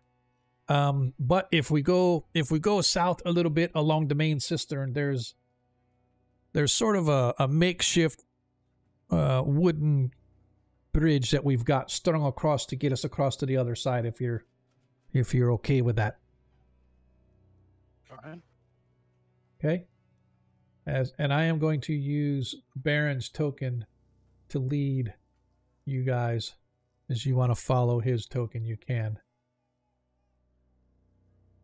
As he leads you guys around the edge, you walk into another cistern, very much like the other one that you guys just left, about the same size. It's about a 2-foot drop before you actually get into the sludge itself. You can see detritus and whatnot sort of lining the entire place.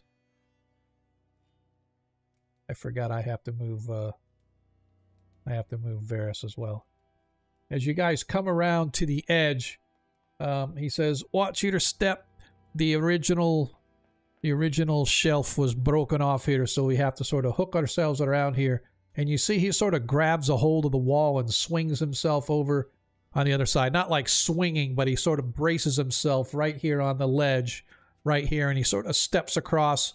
So he's sort of straddling from the left to the right, and then sort of pulls his other leg, keeping his balance as he steps onto the wide ledge on the other side. Is it doable, or do we need to, like... It is doable, but you guys need to give me a dexterity check, please. All right.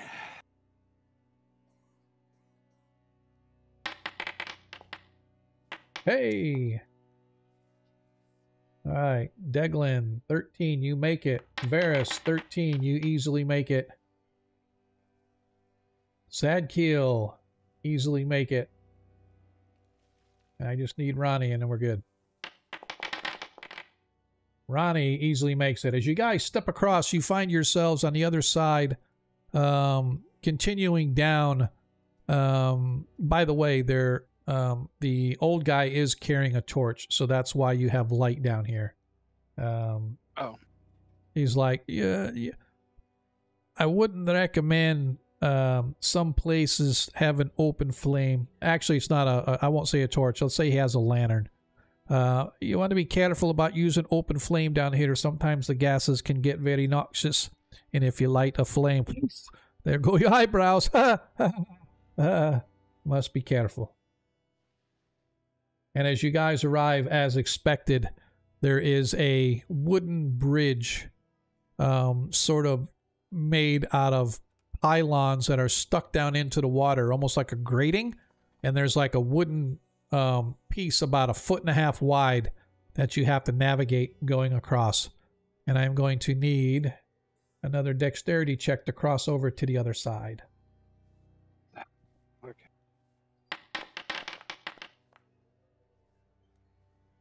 Zadkiel succeeds. Oh, no. Varus succeeded. Okay. Varus could like roll a 20 and he'd still succeed. Yes. Deglin succeeds. Leading you across. Whoa, look at that. Who He rolled does a that? cartwheel across. Ronnie does a cartwheel, flips, lands on his tippy toes, does a back somersault, lands on the other ledge, and goes, I don't know what you guys are having such a problem with, but. I hold up a card that says 10 on it. That's because I'm wearing magic leather. Ah. So you back the way you came.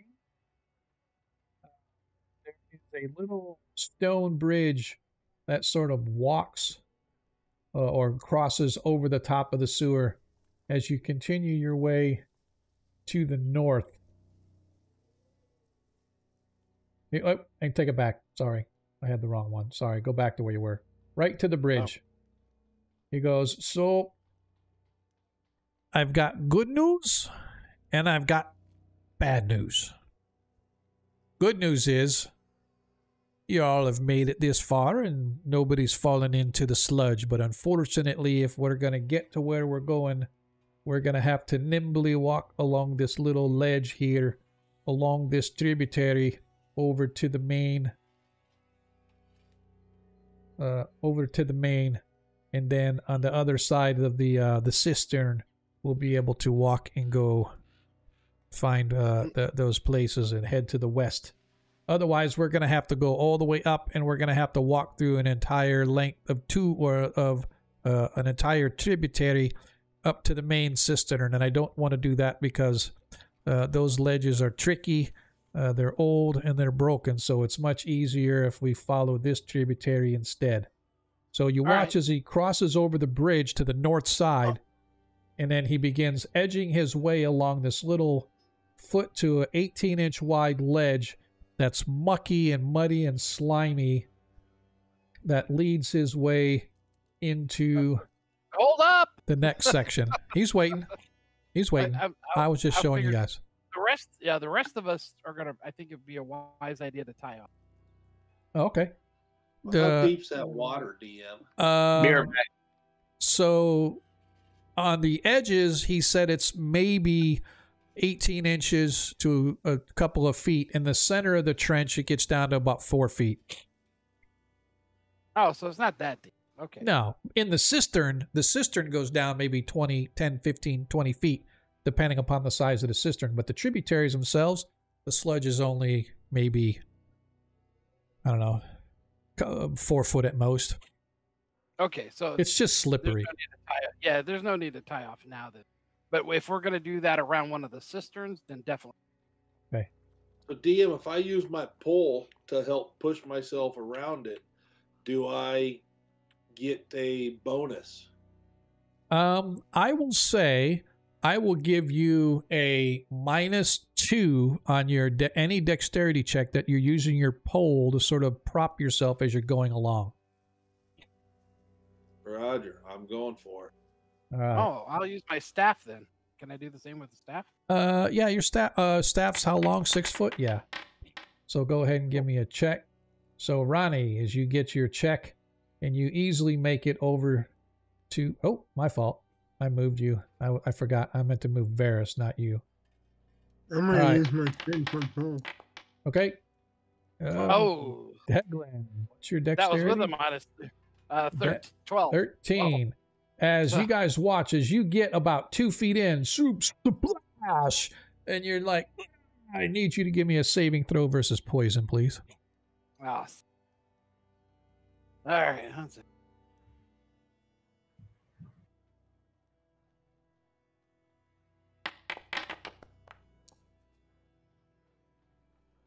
As you succeed, as you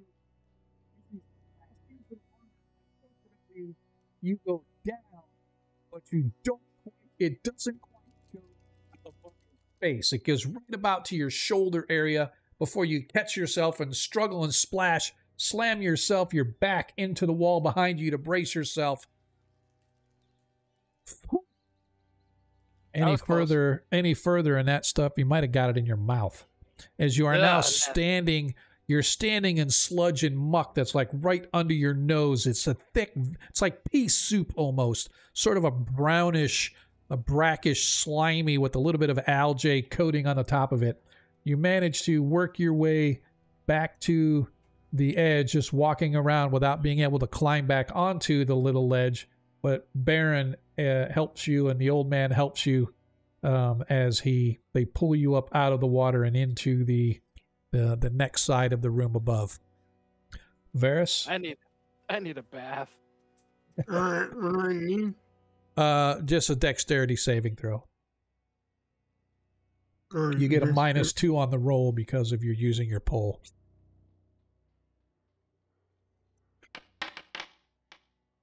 Okay.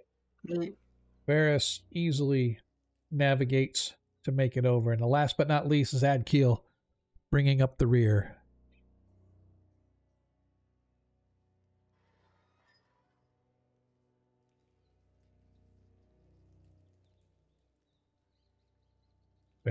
I'm sorry, Zadkiel. Bueller. Bueller? Bueller. He's probably doing one of his things. I'll roll for him. Ooh. See? As Team 2 goes splashing into the water, let us give us a saving throw versus poison. Yeah, it's fine. As he succeeds in his saving throw versus poison, like you, he is up to his neck in sludge and muck as he finally stands up and joins you guys on the far side. Your path continues as he brings you around the cistern to another little bridge that grows over the top. And you can see that you're fortunate to have this guy with you because everything in this place looks the same. It's like everywhere you go, it looks the same. Right. I figured as you continue to move, he goes, "We go down this way. I haven't been down this tributary in a while. I typically stay along the main tributary and to the south. I haven't gone to the west too much. It's been a couple of years, but this is the direction. And so I'm expecting to go down this tributary, to cross over the next smaller tributary, and then we'll be on to the western section where we'll be able to go to some of the other places." And as you guys begin to move down, he gets about 30 feet down the tunnel when he stops and he's going, "Hold up. I've not seen this before, sir." And you can see that just ahead on the left, there's a break in the wall and there's a dirt tunnel leading into the darkness beyond. Aha! And that's where we're going to stop and take a break. Okay, back. Just in time to take a break. That's okay. Zadkiel has sludge up to his shoulders and he almost puked. Other than that, he's fine. Oh, sorry. I heard my name. I had firewood in my hands. It's all good, dude. It's all good. Stop moving the map, folks. Trying to zoom in so the folks out. Anyway, for those that are new to us or haven't been here before, this is the time when we take a break. We usually take about a 15-minute. I appreciate if you guys would hang out with us until we come out along the backside.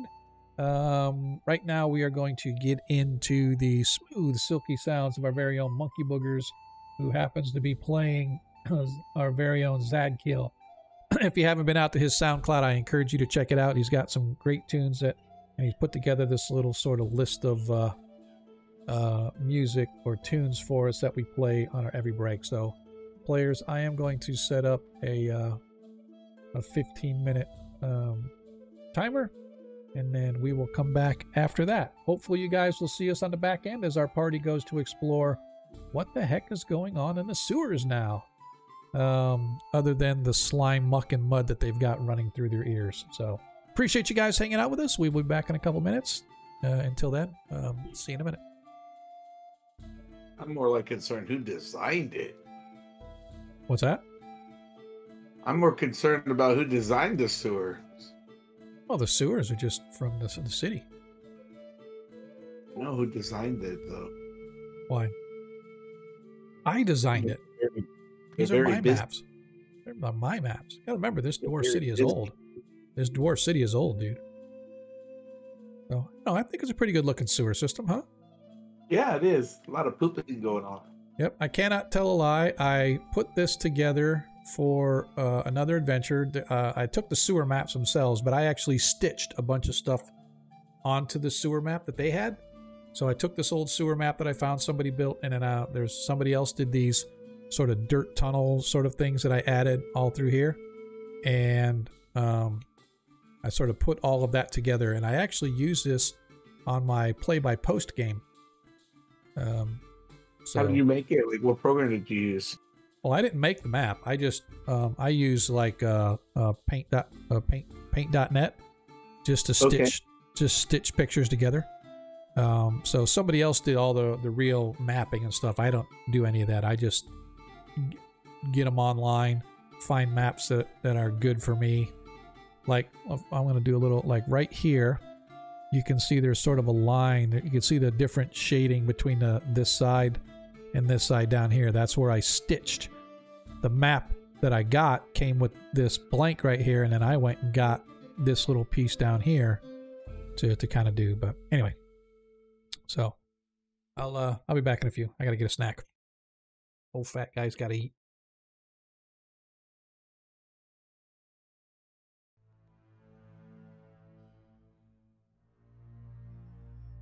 Reminds me of Dungeon Painter.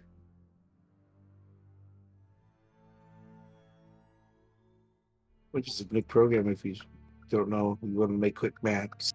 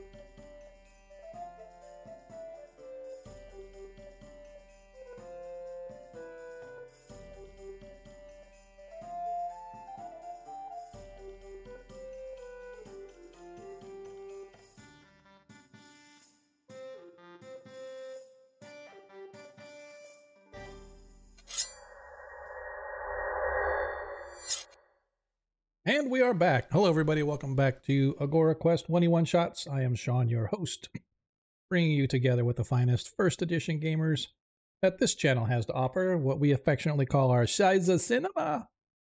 So for those that don't know, that's basically, this is our personal shit show. So I want to welcome everybody back. Hopefully you had enough time to do whatever it was you needed to do. Get yourself your beverage of choice, get a snack. I have my beverage of choice here with this amazing cup made to me by my daughter. My daughter is awesome. So I've had this for several years and stuff, man. You can tell how old it is. I don't know, I can't see on the, I don't have my camera up to look and see, but can you see that? And that's me signing in uniform. That is me signing my very last re-enlistment. That's the last time I would ever have to sign the re-enlistment papers before I retired. So that is us. Last one I did in armor. Oh yeah, that's pretty cool. Yeah. It's kind of funny because when my commanding officer for the command I was at retired. He was a lieutenant commander, a little small command, and he retired. And we got our new commanding officer, and she was so excited that I was going to be the first one to re-enlist, and she took over, and I asked him to come back and re-enlist me. So, think I bummed her out. A little I'm bit, like, yeah. I'm like, hey man, I was with this guy for a few years. You know, he submitted me for Sailor of the Year. I ended up getting Sailor of the Quarter for my command, Sailor of the Quarter for all the Great Lakes. Then I got Sailor of the Year for my command, and I was, nominated for Sailor of the Year for all the Great Lakes. Didn't win it, but, it was because of him that I got there. Granted, she put her name on the paperwork at the end because she was in command when all that happened, but bottom line is I wanted him to do it, and so it's kind of nice. I still keep in touch with him and stuff, so it was nice. Yeah, it's hard to break ties like that. It is, man. It is. For them all long. Mm-hmm. That long. Exactly. So, as we left off, our party has descended into the sewers beneath the city of Gryrax, which is the port city in the Principality of Ulek, world of Greyhawk. They have been contracted by Sergeant Battlehead, who is the commander of the palace forces here in the city. There was some strange undead creatures that came up out of the sewers, and they were rather frightful and fearful. And so he has asked the party, since, hey, you got nothing better going on, why don't you go ahead and go down below and see what you can find out. And they have been led by one of the sewer maintenance guys, and they affectionately call him Bill. And Bill has led them through, and they have discovered there is a breach in the wall of the sewers, and it's leading into darkness beyond. And so, party members, as you go to take a look, you can see that the tunnel leads into darkness. Even though this map shows it's only a little small cul-de-sac thing, the tunnel does lead into darkness, twisting off to the left and perhaps the right as it winds into darkness. Well, how do you guys want to proceed? I think we should go check out what that's there, ready for combat. Yeah, and maybe I could throw a light spell.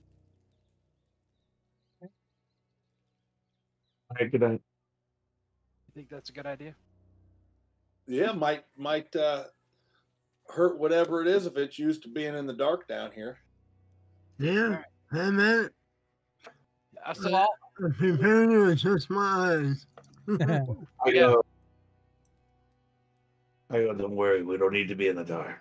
Pull out my lantern and continue a light. well, a light spell though, it might scare them a little bit, or at least startle them. If I hit that back wall and just put it on the back wall there, it'll sit. Well, that's what I said, is you're looking into that wall isn't there, right? Oh, There is a tunnel that leads into darkness, right? So just assume that tunnel continues into darkness, but it's not on this map. okay. Well, I can see part of the wall, right? Well, what I'm saying is where are you at right now? You guys are just looking at the breach. You don't see. Right. I mean, there's nobody up on the breach right now. Oh, that's true.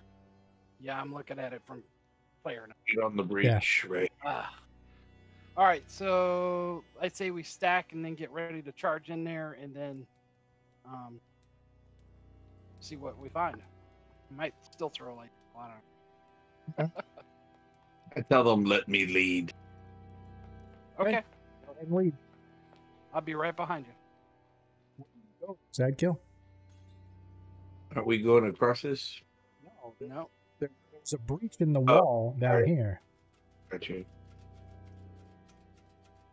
Varys, you might want to go invisible. Yep, I go invisible and follow Sergio. Well, at least Sense, is there an evil? I'll follow like 10 feet behind him. As of right now, you don't really sense any evil, Zadkill. I tell the party, there's no evil. Yeah, remember I can't move my mini because Yep. I can't sit around. I gotcha. So I take out my continual lamp. Okay. And I go, see, nothing to fear.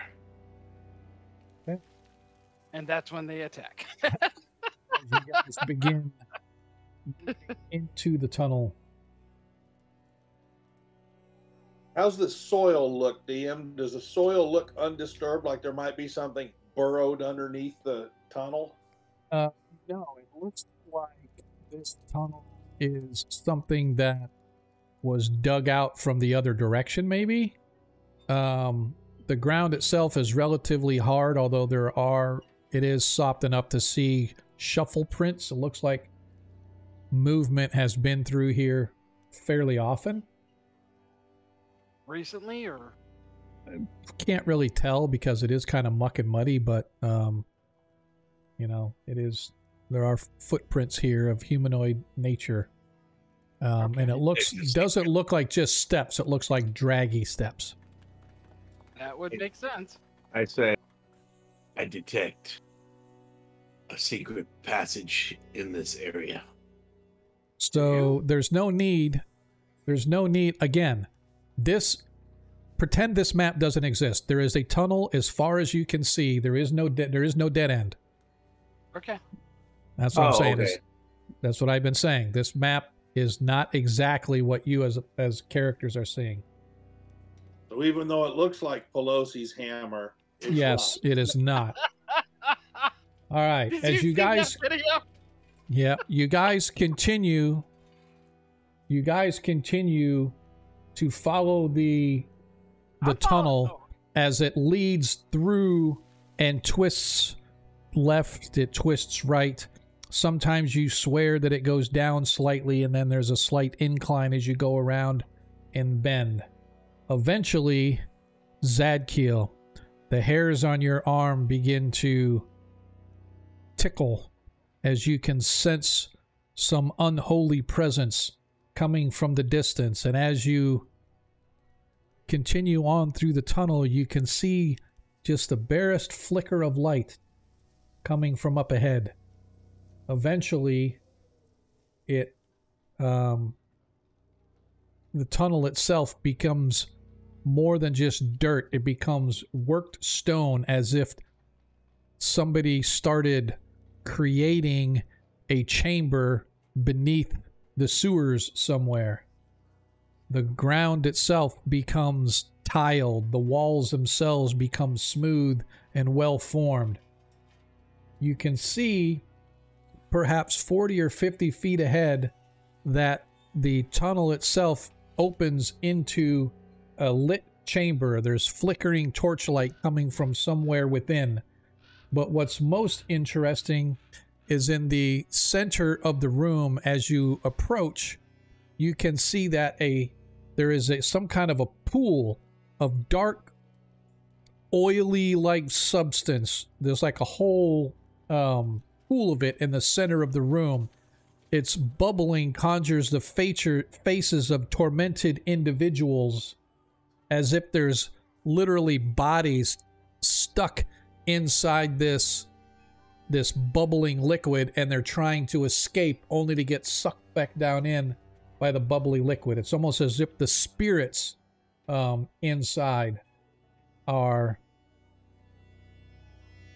coming out. And as I said, Zadkiel, you can sense an unholy presence emanating from this place, and it's very strong from where you're at. Zadkiel, can you see the map now? Yes. What about you, Varys? Can you see? I've changed the map, so there's a new map, so I'm hoping it loaded for you. I see. Yeah, I'm just checking Varys, see if Varys sees it. I'm waiting for it to load.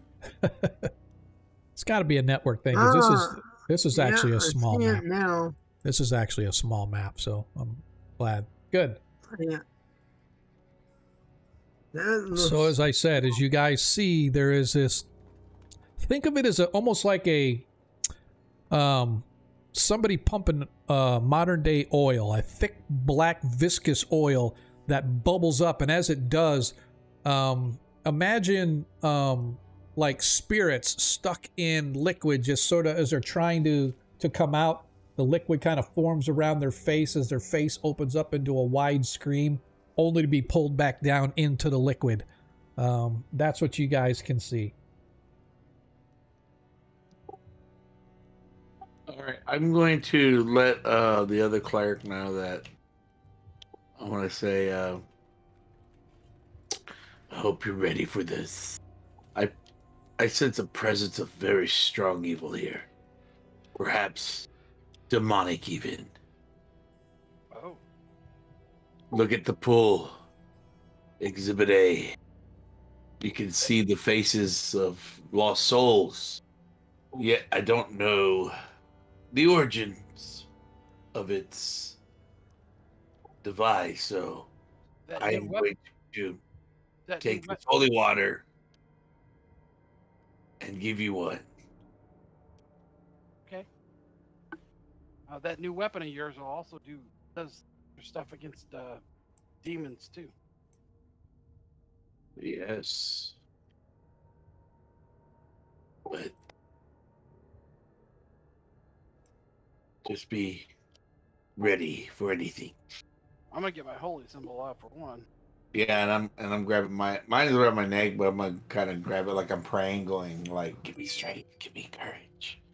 As you look, you can see that in addition to this bubbling pool that's dominates the center of the room, there are 3 small channels of this fluid running along the floor and then through the north wall. But there's actually it's almost like a 2-foot wide shaft leading straight ahead. So if you would like turn yourself sideways and suck in your gut and get rid of all your gear, you could kind of squeeze down where the liquid goes through the north wall.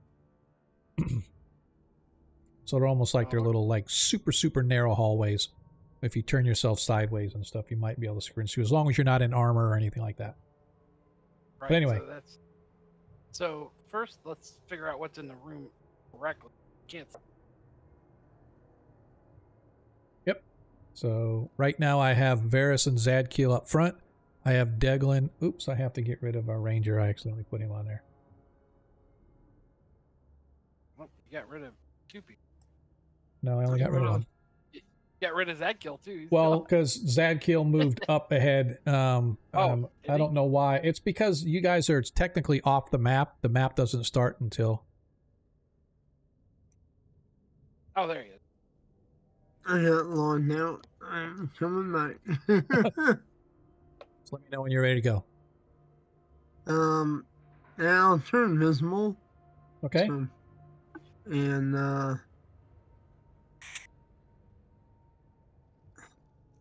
and somebody go in already?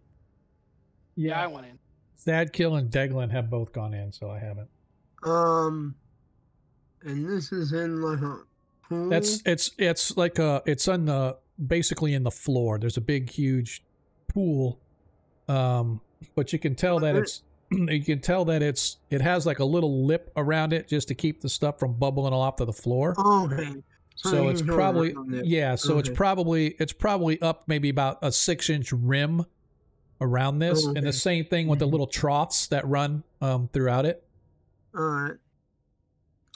I'm gonna come up to here Okay. and turn that invisible. Okay. All right, so I guess there's nothing in the room other than this.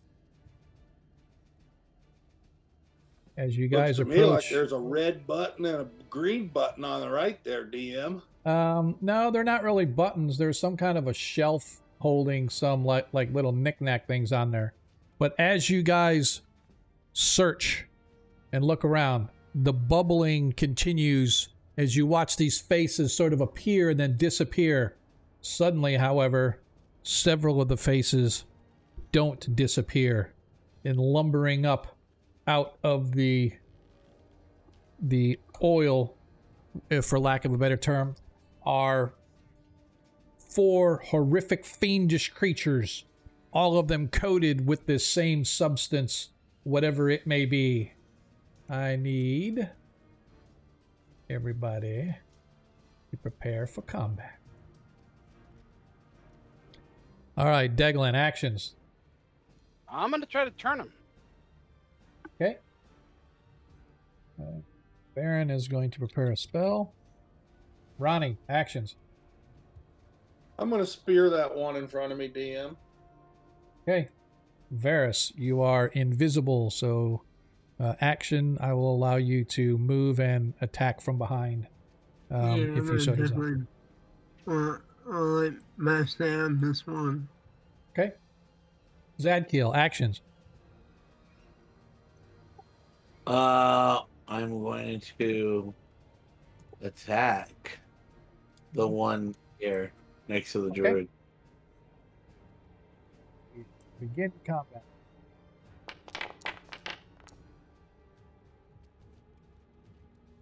Looks like so, to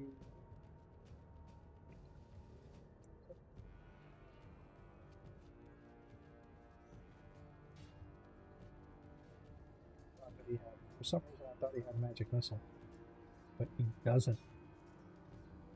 So if he does not, he is going to stay back and prepare his +2 quarterstaff, and then he'll move up when you guys move up. Although he doesn't know where you are, Deglin, or Varys. All right, Varys. Action. All right. Let's do this. Come over here and stab this guy. Okay. Back. Last 4.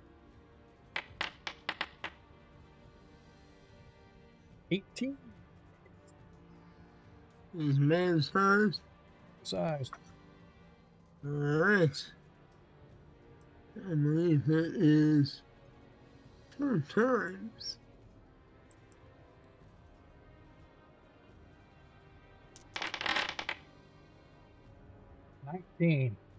As you cleave through it, it howls in pain. But what really worries you more than his howl in pain is the explosion of this liquid that comes off of his body and strikes you. I need you to give me a saving throw versus magic, please. Magic as in death magic? Or No, as in like rod, staff, wand, magic, okay. whatever. Just versus spells. Sorry, saving throw versus spells. Spells. Okay. Yeah.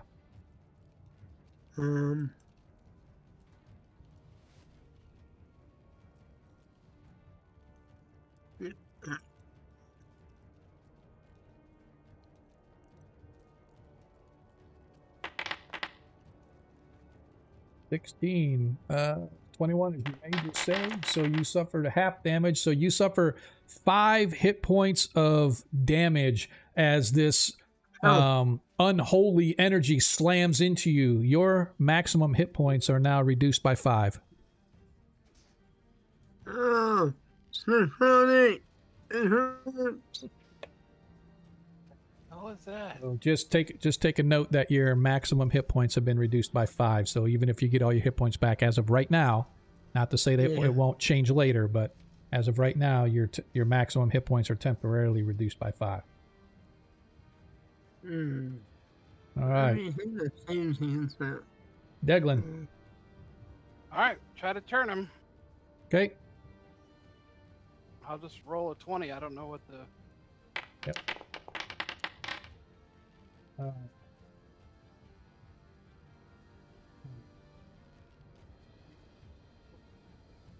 Ninth.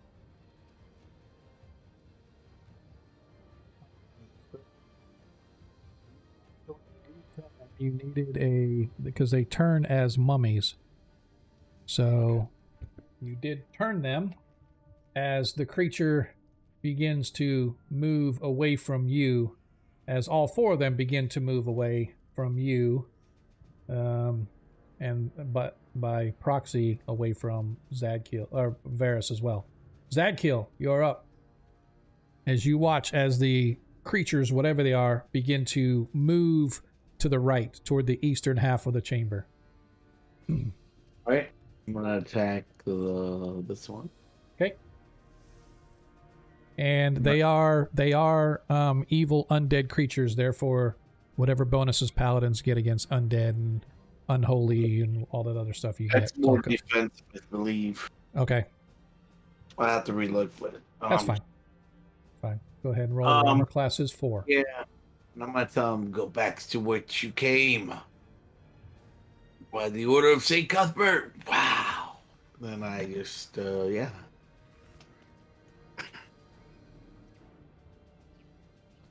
Are they large or normal size? They are normal sized creatures. 18 hits. 7. Yep. So, what's that? 9 points. 9 total. Okay. Okay.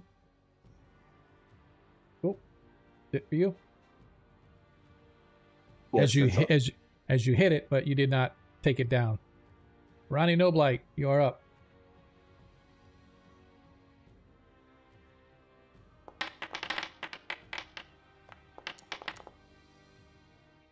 All right, 17 hits for 4 hit points. Is that the same one that you hit, Ronnie? Yeah, the one, yep, right in front of me. Gotcha. Okay. You slam into it as well, although you see that it is beginning to move away as Baron kind of moves up. All right. First one, it flows through the stuff, comes over here, takes a swipe at Ronnie. However, Zadkiel, you get a attack of opportunity as it passes within your range. So this one on the far right, you can go ahead and take a single swat at there, Zadkiel. Okay. Where are you going? 18 hits. 2 plus, say 5 plus 2. You get your strength bonus is another, or is that with your strength bonus? No, you get 5 plus 2 because the sword's plus 2, right? It's 7 total. Yeah, just plus 7. 5. Yep, gotcha. Okay. With the sword, for the strength. All right, nice. As you cleave into it, but it is still able to do its 2 claws and a bite attack, so it gets 3 attacks on Ronnie. It's -2. Yep. So that rolled a, make sure beforehand. It only rolled a 12. I need to double check if it hit. Ronnie, what's your armor class? AC 4, DM. AC 4. Against hit die 4. It need an 11 to hit you, so a 12 hits. You suffer 4 hit points of damage. Ronnie, I need you to roll a saving throw versus petrification paralysis. I believe he also gets a +2 on the saving throw. Yep, and you get a +2 on that as well.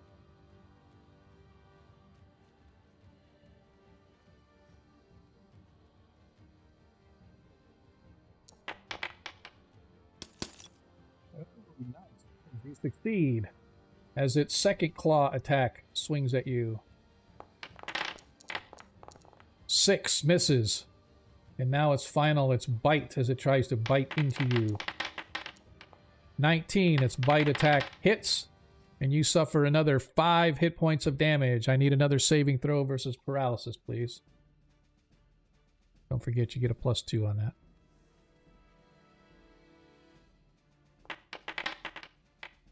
As you make that saving throw as well. So Ronnie has suffered a total of 9 hit points of damage from this critter.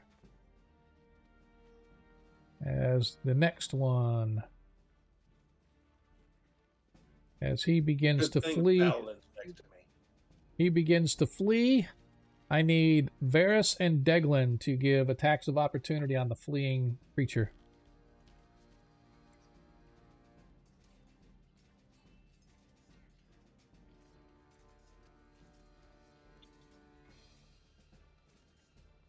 Backstab? Yeah, I'll allow the backstab. That's a hit. 14 damage for you. 18 hits on the backstab for Varys.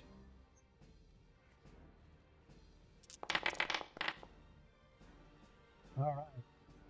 Both of you slam into it. The creature literally explodes in an evisceration of fluid as it explodes back into a fluid, slamming over the top of Varys and Deglin. I need both of you to give me saving throw versus spells, please.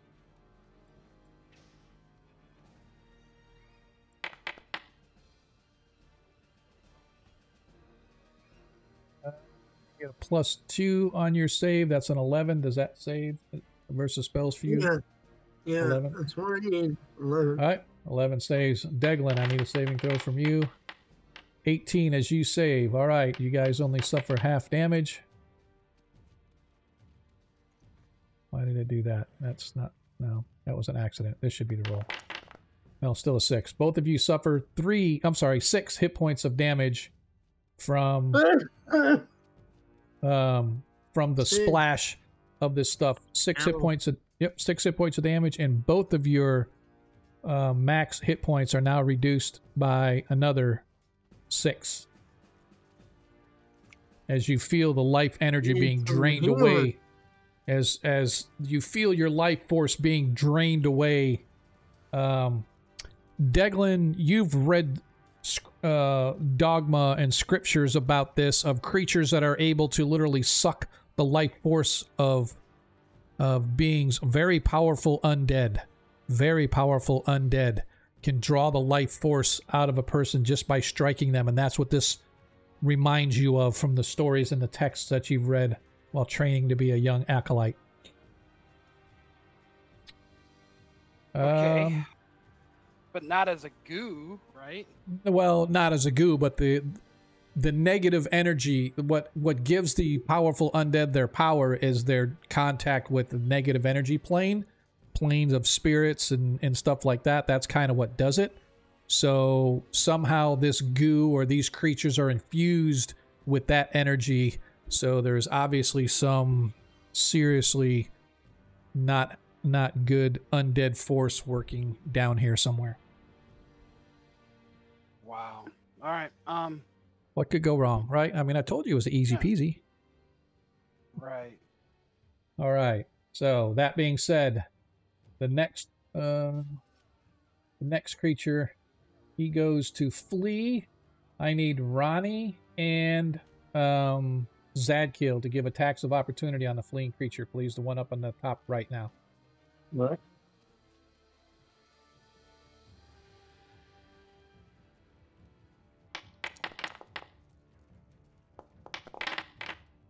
That hits. He hits for 5 damage. Well, I added 2 for standing next to the paladin, so I'm not sure if I got that or not. Not the damage, no. It's only for like saving throws. Well, no, and just stuff. for the 2 hit. Oh yeah, no, the 2 hit I give, yeah, absolutely. But the damage is 5. All right. Zadkiel, go ahead and do your attack of opportunity. Where'd Zadkiel go?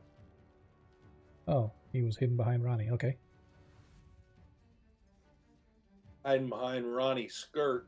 Yeah, that's what the paladins usually do. That they hide behind druids. Go ahead and roll your attack against that creature, please, Zadkiel.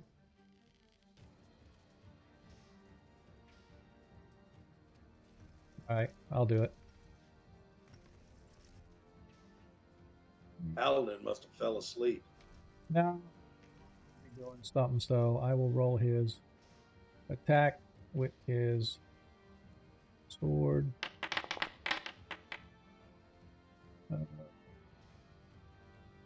Five. See now, he gets a +2. That's an 11. I think the 11 would hit against. Let me double check. He's a 7th level fighter. He needs a 10 or better, so that does hit. But I didn't add the +2, so that does hit. And so his long sword does D8 plus strength plus long sword,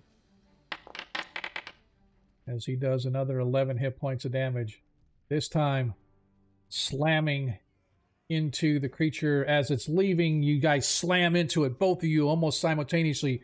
Ronnie, you with your spear piercing it. Zadkiel reaching across with his blade as again the creature erupts. I need Zadkiel and Ronnie to give me a saving throw versus spells, please.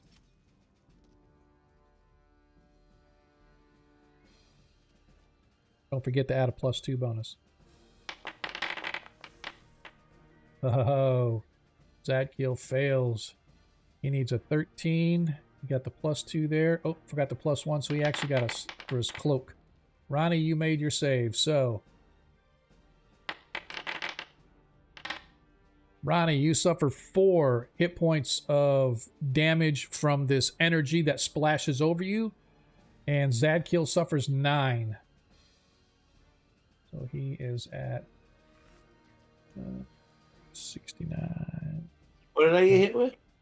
The when you killed the creature, that the oily stuff that was on it sort of explodes all around and strikes you, and its negative energy sort of siphons off your life force. So you suffer 9 hit points of damage, so that leaves you with that many, and not to mention your maximum hit points are lowered as well.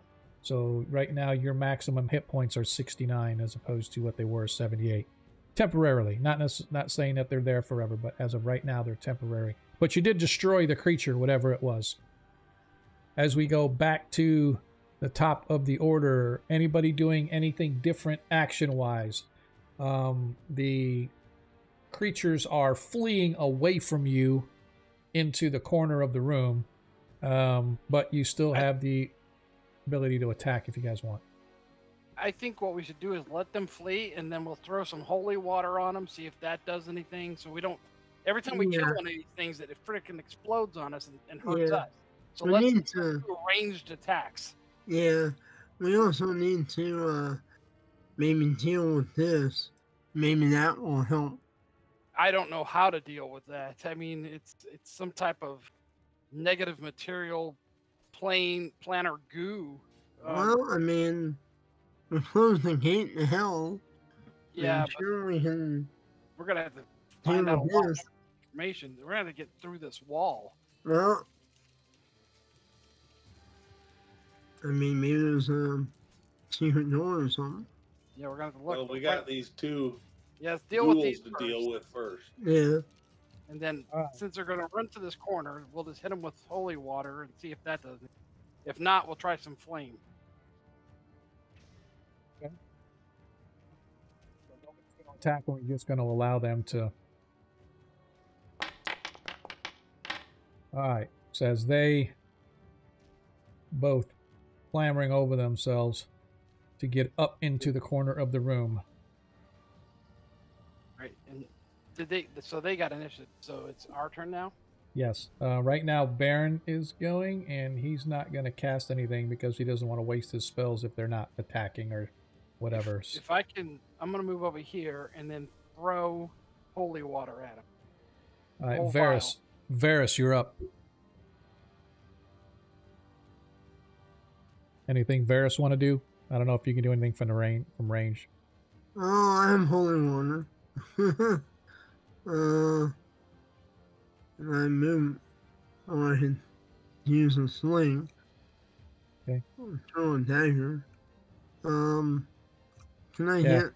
Yeah, you can definitely hit him with a sling. You didn't even have to move to hit him with the sling because Okay. remember, there's nothing between you guys. This is all about, there's about a 6-inch lip around this that this stuff flows through. Yeah, so I use my sling.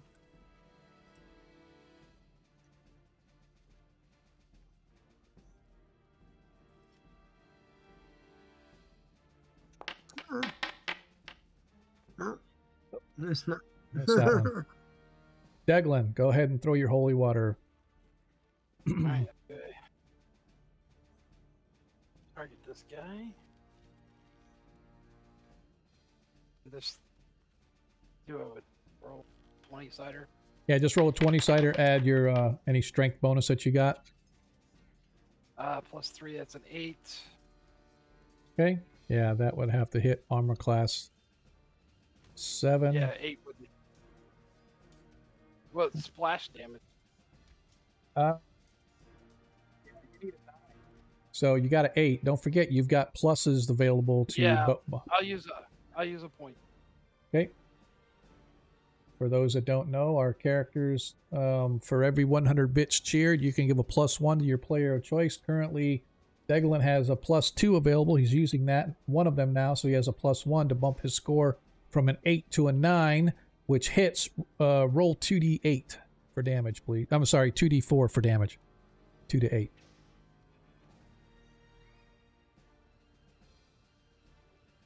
Come on, double ones. Damn. 7 hit points of damage. Which one did you hit? The one in the corner or the one next to him? The one in the corner. Okay. Nice. As the holy water hits, it sizzles and pops and it screams in pain, but it still refuses to come out after you. All right. Zadkiel. All right.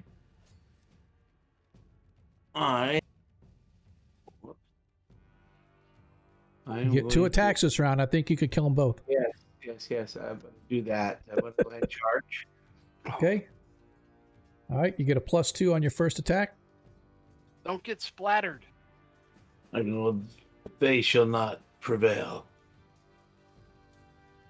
And I swing. Yeah, let's see what happens. First one is going to be the one in front of me, and then the second one is the other one. So I'm going to try to hit them each. That's all. Gotcha. First one, get Got us 9. 9 total. That hits over +5. So they have. You only needed a 7 to hit, so that hits. Did they roll damage? I didn't catch it. What's that? Oh, it rolled damage already. Okay. And then the other one. Oh, hang on. No, it didn't roll damage. It rolled a 9 to hit. Okay. So you hit, but it never rolled damage. So I need you to roll your damage. Right. Just roll a regular D8 plus. D8. Yeah, D8 plus your bonus. Yeah.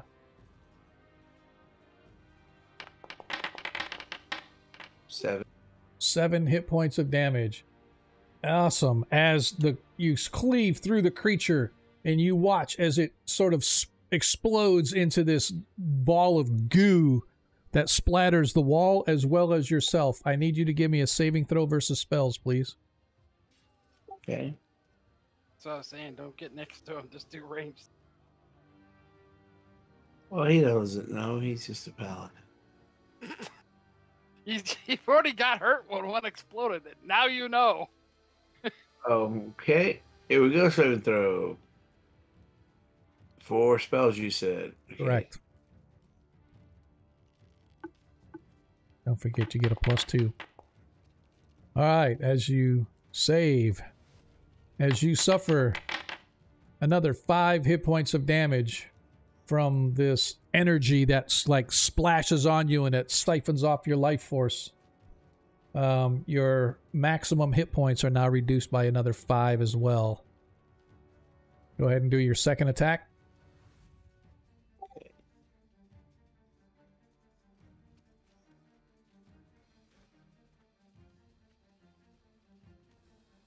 Just kneecap it. Don't kill it.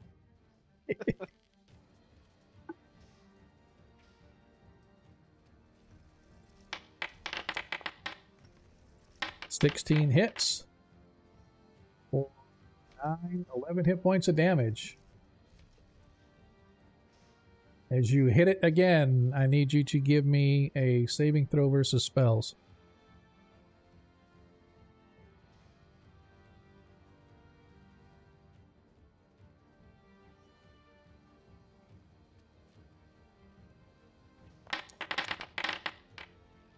As you fail, and you suffer 3 more hit points of damage, and your hit points are lowered. Alright, that is Zadkiel. Ronnie Noblight.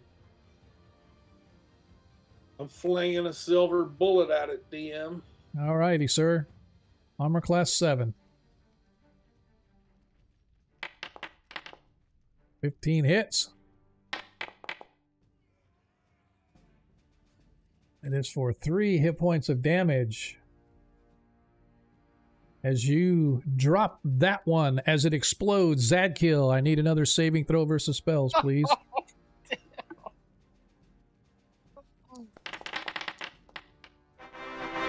Make your save. I'm going to say because you got a crit, I'm going to not take any, you don't take any damage at all from this stuff as you manage to deflect it into your shield, none of it getting to you directly as you guys manage to take out the last of the ghoulish, fiendish creatures, whatever they are.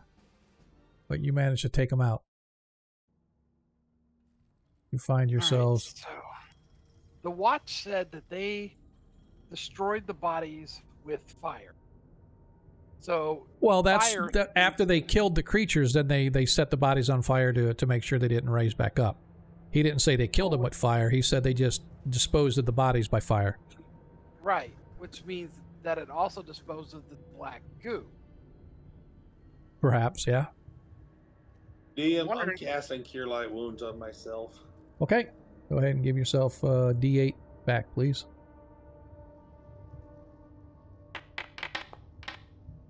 Got 8 back. Well, I'm maxed out at 37 right now. Okay. So, I'm wondering if we can you set want to try and heal me? Yeah, I can heal you. How far are you down? Save on potions? Oh, I'm down a bit. I can also drop some on you. I took 11 damage. So, And my mass is now 11, so... let me just hit you with Cure Light. I got 3 of those.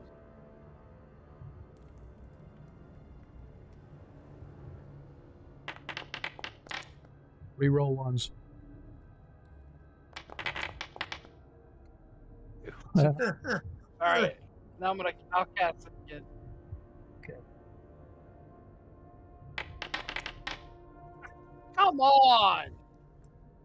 That's ridiculous. Oh my My God! Alright, I'm drinking potion. That is ridiculous. Wow. So just out of curiosity, hang on just a second before we go any further. The only damage you took was, you never took damage from it. You only took damage from the splashing and blowing up, right? Right. Yeah. So your maximum hit points are down by 11. If you took 11 and your max hit points are down by 11, none of these cure spells or this potions are going to work. Oh, okay. Because it can't bring you up any farther than you're at right now. So I'm going to say that give your 2 spells back and make sure you didn't drink your didn't take your potion off. Yeah, I hadn't taken it off yet. Yeah. I hadn't even rolled it yet. Yep. So your max, your max that's like your new normal now. At least for now. At least for now. We I have to rest or get. Well, time to go see the sergeant and have him bring some players down here. yeah, 'Cause and I'm not dying for this. let's They're see if not we can paying find me any. enough. Let's see if we can find any secret doors.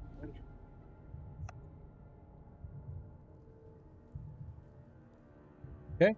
Go ahead and do search. Yeah, search. Yeah. 600. Yeah, just 6 on search. Okay, back. Sorry. Oh, I'll use a gem of seeing. Okay. As you're walking around,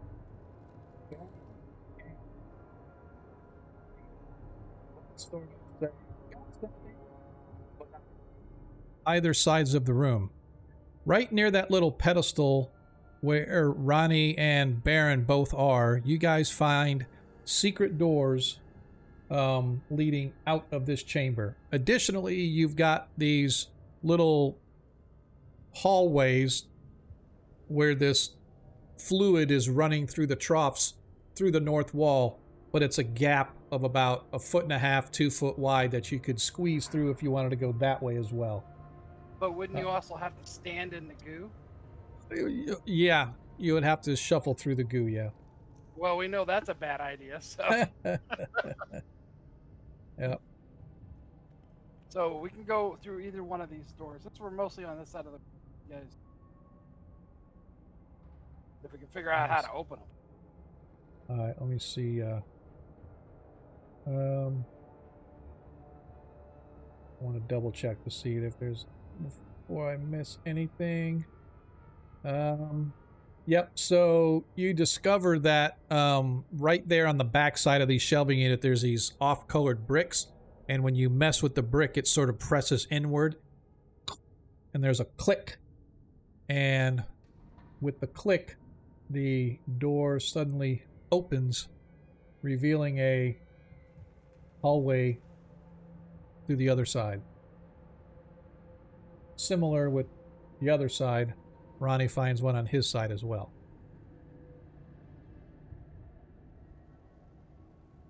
Do we want to split the party or no? I don't think that would be a good idea. I'm not splitting the party. So you're going to close yours, Ronnie, and join them? No, I'll join them. They're all over there. On the other side, you can see that there is a hallway fashioned in of the same material that you guys, of the room that you guys are currently in. You can see that it opens into some sort of a study, maybe? Not really sure. Like I said, it looks some kind of a study.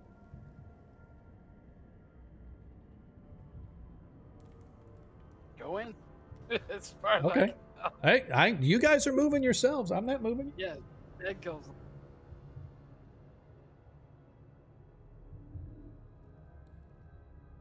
Everybody out there is waiting with bated breath to see is the party going to go into the room or not. Oh yeah, I still feel evils. Yes, this whole place emanates some kind of evil.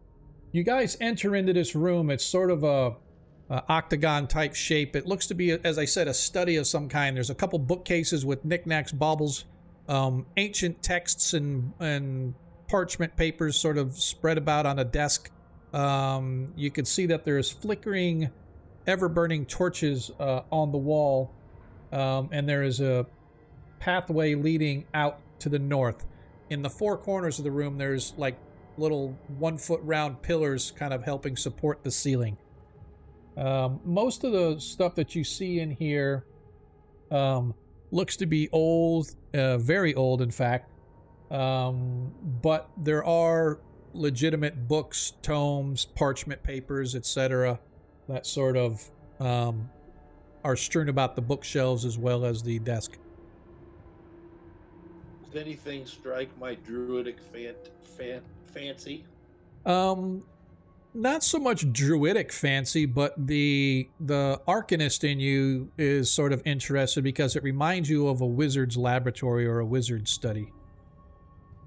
And the fact that there are undead creatures here of some kind, perhaps necromantic in nature. So that would prick your druidic curiosity just for the fact that it's necromancy and not, See if it has a bed that heals. Wrong place. Abominations, in other words. Yeah. Let's check these shells, see if anything, stands out. All right. So as you search about the place, you do find, while most of the stuff is old and the parchment is long since sort of turned away to dust, there are several bits of a manuscript of some kind that have survived. Additionally, sort of strewn about the desk drawers and stuff, you guys find gold. You find a ring with a fire opal inset on the top of it, as well as 2 unopened flasks of some kind.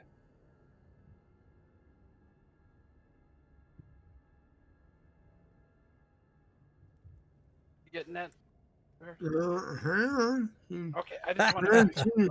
Sound too fast. I'm just saying, you need to get the cleric to be the scribe. Clerics make so much better scribe. All right. So first of all, you find 250 gold, a fire opal ring, and 2 flasks of something that are stoppered. They've got some kind of a thick liquid inside them. And any of the documents, any type of wording that we understand? Yeah, absolutely. There's common tongue, although it's kind of written old school, but it's still sort of common. It takes you a little while to sift through these papers, right? But, maybe 20 minutes or so, give or take, as you're kind of looking through it.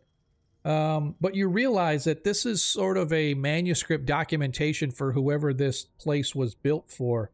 And you come to learn that this oil fluid is supposed to be constantly moving. It's supposed to be constantly flowing.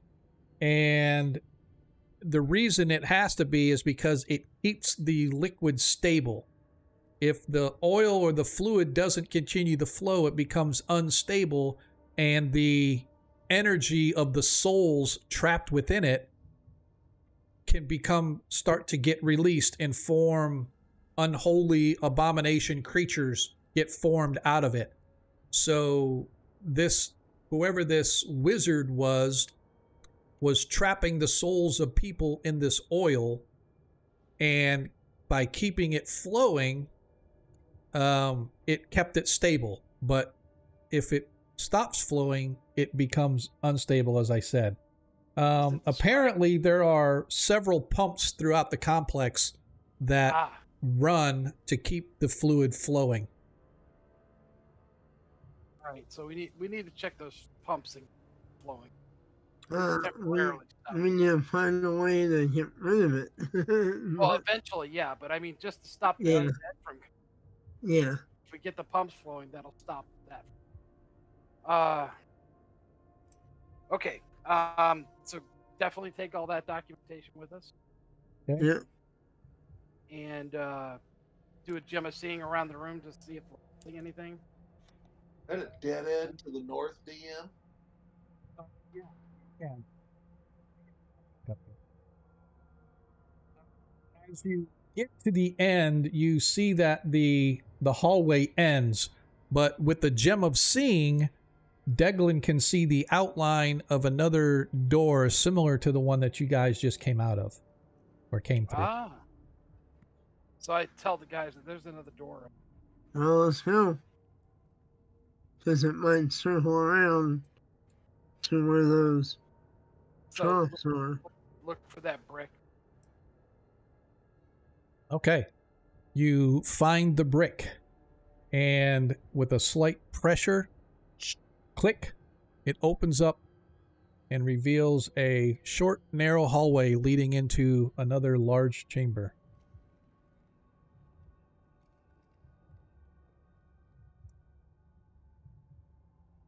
Yeah, see? found one of the areas where it's flowing. So as you guys walk in, you can see that there is fluid sort of flowing in and out of here. You can see that there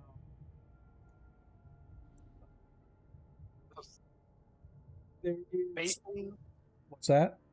They look like basins, like so. Yeah, exactly. That's exactly what it is. But you can actually see that in the center of this pool right here, just sticking up out of it, is a small mechanical device that's like chunk, chunk, chunk, chunk, chunk, chunk, chunk, chunk. It's actually working. It's kind of weird, though. You can't see the whole thing. It would take you a little bit to sort of examine it to kind of see the whole workings of this thing, but you can definitely see that it's a pump of some kind that is working. All right. So we know that at least this one's working. So there's got to be another one that's not. Yeah, we have no idea how many there are. We don't know how big this complex is. We're gonna Yeah. keep going. Well, I'm thinking we should check for secret doors up there on the Yeah. north side since we've been finding so many. You want to search? Pull out your gym. Well, can we cross this without? Yeah, you can step right over it without touching it. Yeah, it's only about 6-7 inches. Okay. I'm gonna check that. Okay. Oh, there's a basin right here. So we walked out from behind a basin. There. It's not really a basin, right? These are they're just, it's not, I don't want to say a basin. It's just sort of like little alcoves that have machinery in them and stuff like that. Nothing that you can see of interest or whatever through your gem of seeing. Okay. It's sort of like little pedestal things, looks like, of some kind, machinery. What about the device in the middle of the puddle? So what do you mean? For what device? The one that's in the middle of the puddle. Yeah, so go ahead and I'm gonna say this. Go ahead and Varus, can you give me a find remove traps, please?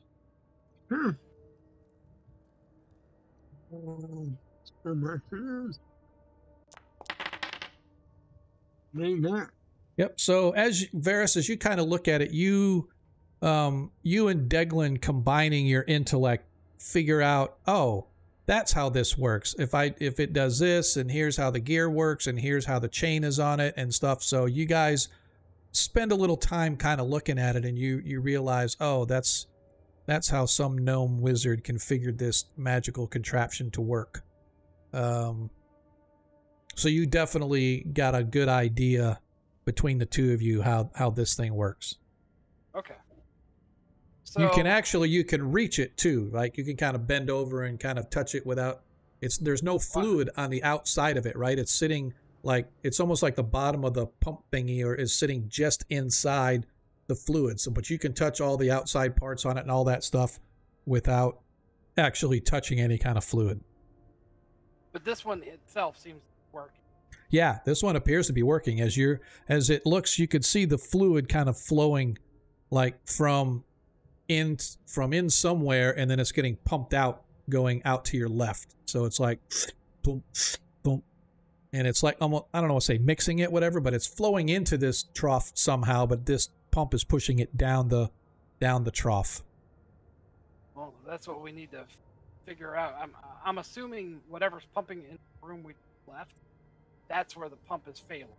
That one was not moving. Maybe, but you didn't see any pump in that one. Right. Well, let's go this way. Yeah. Let's follow the I cast Dark wacky Skin. pit robe.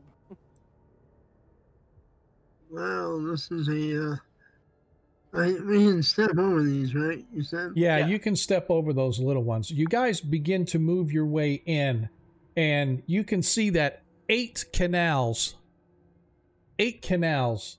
carrying this viscous, oily content converge in a central pool of bubbling insanity and detritus.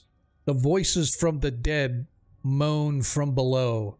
as you hear this, whoop, like almost screams. You can almost hear the howling sounds of people trapped, or their souls are trapped from wherever they are. Man, the prince isn't gonna like this. Not at all. We just got rid of a hell of the conduit to hell. Now I mean, this has been here a while. There's no. This is pretty new. I'm looking down to my left and I see a coffin. I see a couple of copies. Yeah. As you guys begin to enter in, you hear the holy mounds become larger and grander, and suddenly emerging from the fluid, you see several shambling undead creatures, along with the massive creature that you recognize as a shambling mound, only this one is completely covered and saturated in the fluid. Wizard, throw a fireball and I'm leaving. Okay. Let us, first of all, do initiative just to see what happens and who goes first. But that is exactly what the magic user is going to do. He is going to target, let's see, it balloons in a 30 or a 20-foot radius, right? Yeah. So I'm going to do this here real quick.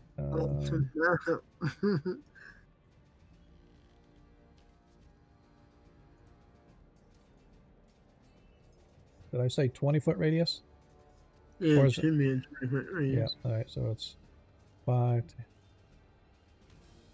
Okay. So if he blasts that bad boy right there,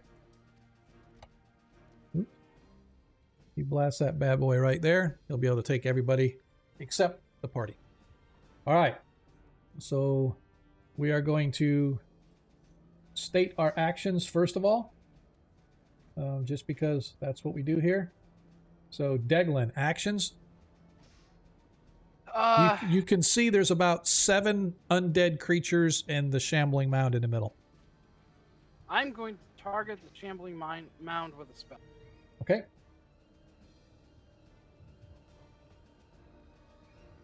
Baron's casting his spell. Ronnie, actions. Spell, DM. Varys, actions, besides hauling ass. I'm going to back over and raise my sword. I'm not going to do these anymore. All right, so in other words, invisible. Did I say that out loud? Zadkiel, actions. I am going to probably attempt to kill these things. Okay, how are you going to do that? Well, I'm going to attack if we're fighting, I'm going to attack. I'm kind of bound to kill them. We're here. Yeah. So, yeah. Casting time, 3 segments. I just want to see what the casting time of the spell is. Okay, let us now roll for the initiative.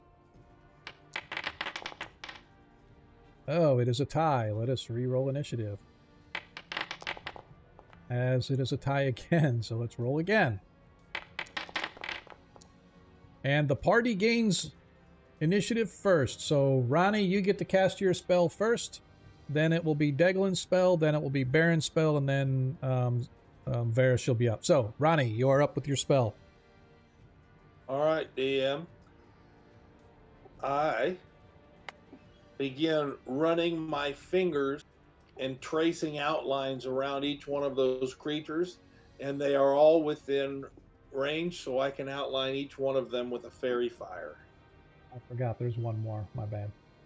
All right, so you're able to get all of them with fairy fire. All right, so everybody gets a +2 to hit. Is that correct? Yes. All right, so anybody that's attacking with a targeted spell or anything like that, all of these are fairy fired, so they are all targeted. Deglin, your spell. Okay. I'm going to cast Flame Strike. Flame strike. Nice. Let me see. I want to double check something because I read something about. Okay. All right. So go ahead and flame strike attacks in a range, or is it a specific creature? It's a 1 foot column or 1 inch column by 30 feet high. Okay, so it's 30 feet high by 10 feet around. So you can actually, 10 feet around, we draw another circle here for you. Let me do that. Let me do another circle.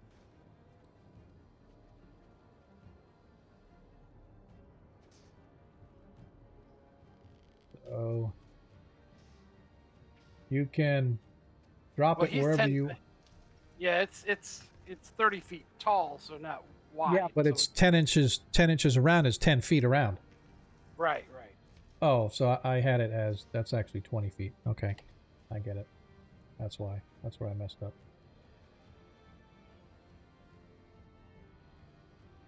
Okay. Yeah.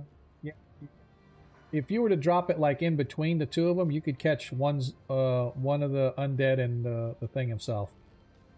Okay. If you wanted to do that, you can do that one or the one in front of him. That one, or you can do.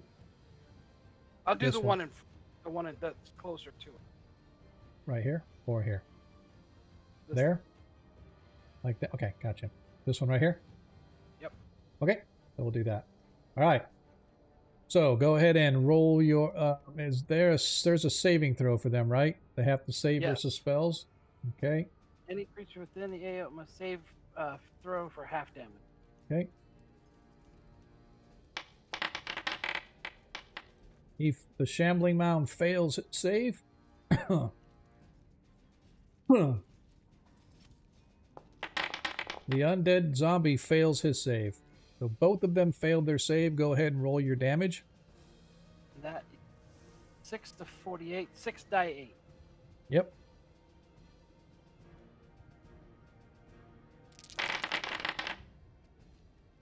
$23 hit points of damage. Now double that because of the flame that they're doused in this oil. And that is 46 hit points of damage. As the zombie-looking one howls and screams and gets blasted away back into the oil. And I said 46, right? So the shambling mound shudders and doesn't make a sound, but you can see it thrashing around as the fire erupts, and the oil sort of helps fuel the fire as it runs around it. And 46 from that's going to leave him that many. As the sizzling and popping continues, and it leaves off a huge burnt smell. Varys, go ahead and move yourself to where you want to move to. Alright,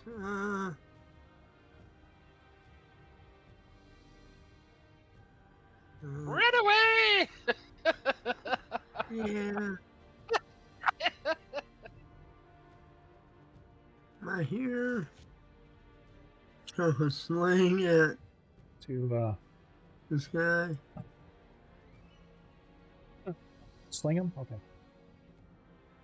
I have +2 because he's very fine, right? Yes. Good hit.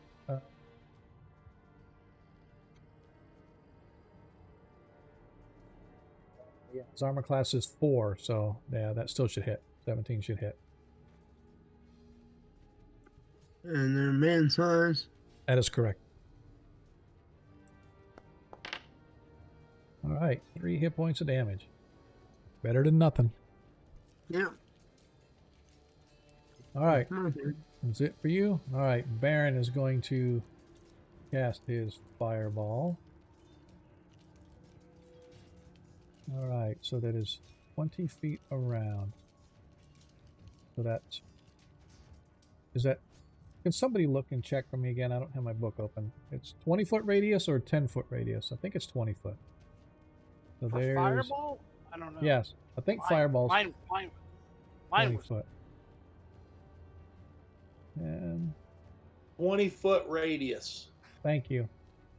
So that is You're welcome. 5, 10. Yeah, it's Yep. been 20 foot. Yep. There we go. 27 Alright. years. He's gonna drop that bad boy right here so it catches Deglin and all of them. I'm just kidding. Ah! Nice. Alright, he's gonna drop it like almost in the center of the pool so it blasts them all. So as he casts a spell, they have to this is a dexterity saving throw, I believe, for these ones. Is that correct?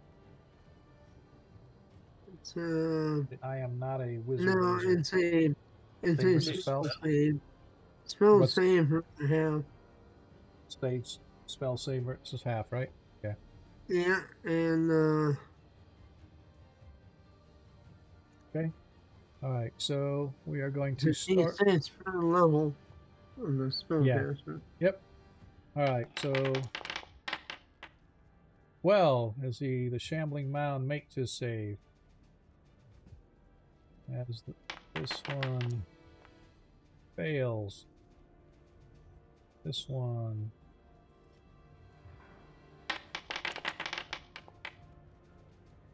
fails. This one just going around in a circle here. Fails. One next to the 11 fails.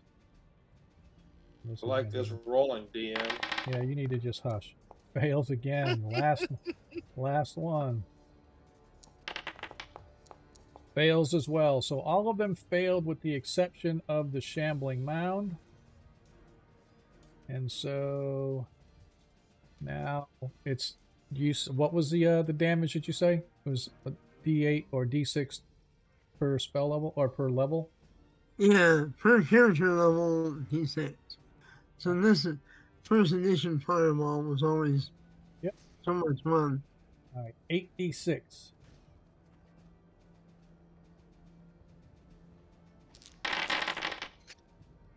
As he does 32 hit points of damage, doubled because of the oil that they're covered in.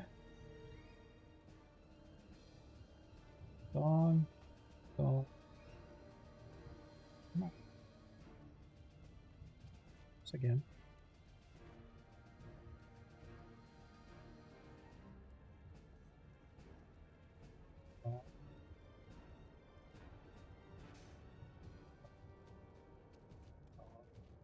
Two. Yep.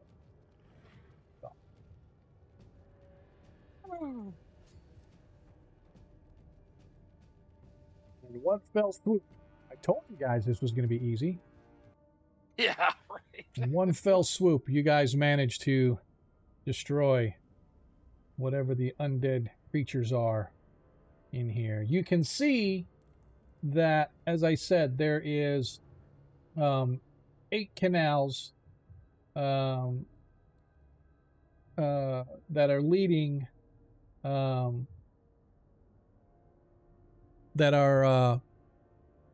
leading in and out of here. In the center of the great pool, submerged about halfway in, you can see that there are 2 pumps, neither of which are working at all. They're just stationary. You can also see there are a pair of magic circles on the floor in the northern half of the room. There are exits leading north and west.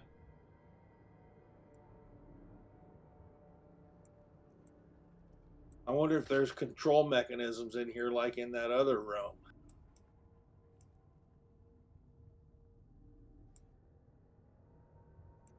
Like on those tables, man. Somehow I have Ronnie selected. What the hell? That's funny. Can you undo that? I can't. I'm not even... I don't know how to... I can't even see what happened. Yeah, I don't know. Let me look and see on the... Oh, what the? Oh, hang on. Okay, Oh, yeah. something is really wrong because I can't see any of the characters. All I can see is a small list of monsters and some NPCs that are there. Hang on, let me refresh the page. Sorry, I don't know what happened, but something just went amiss with. Yeah. It's gotta be a network thing going on. You got some kind I'm of a getting some permission error too when I refresh. Yep, they're back now. It's back. Okay. Weird. But yeah, I can't do anything with Ronnie or you. Yeah, I undid it somehow. Huh, that's bizarre. Okay. That being said, as you guys find yourselves in this chamber, as I said, there are two pumps, gear mechanisms similar to the one you saw in the eastern chamber. There's two of them in this central pool, and as described before, there are 8 various troughs running in and out. The troughs to the east appear to be like the fluid flowing a little bit. The ones to the south are not moving at all, although a little bit. But once again, you get this bubbling mass of fluid that faces sort of appear in the fluid like somebody pushing their face against a sheet, and then suddenly the bubble kind of pops and the face disappears and the fluid sort of splots back in as this churning continues. I say we check these sarcophagi and whatever these things are. Okay. There's controls around here somewhere, right? For these pumps. Not that you see. You don't see any kind of control mechanisms or anything like that. There was no control mechanisms on the other ones either. It was just you saw how they worked. Looks like taking a look at the ones that are not working in the center one, it looks like some of the gears have slipped off, and perhaps the chains are loose. Gearing has maybe something happened to make it loose, and so now the cam arms aren't functioning as they're supposed to, etc. It's just sort of you're not saying it's just like a slip bike. It's like gear. Yeah, I would say similar to like a slip bike chain, although with a little more intricacy and a little more gearing involved than just the chain. So someone's having to climb in and fix it. Yeah, to get over there somehow to get on them to. For that. Well, can we get to it from the top, or does it have? Is it underneath? No, it's just like the other one, that the bottom half is a little bit submerged, but the majority of the pumps are up on top. So, is it okay? So let's say we put made a raft or a board across the. Could we possibly fix it? I mean, do we have the ability of doing that?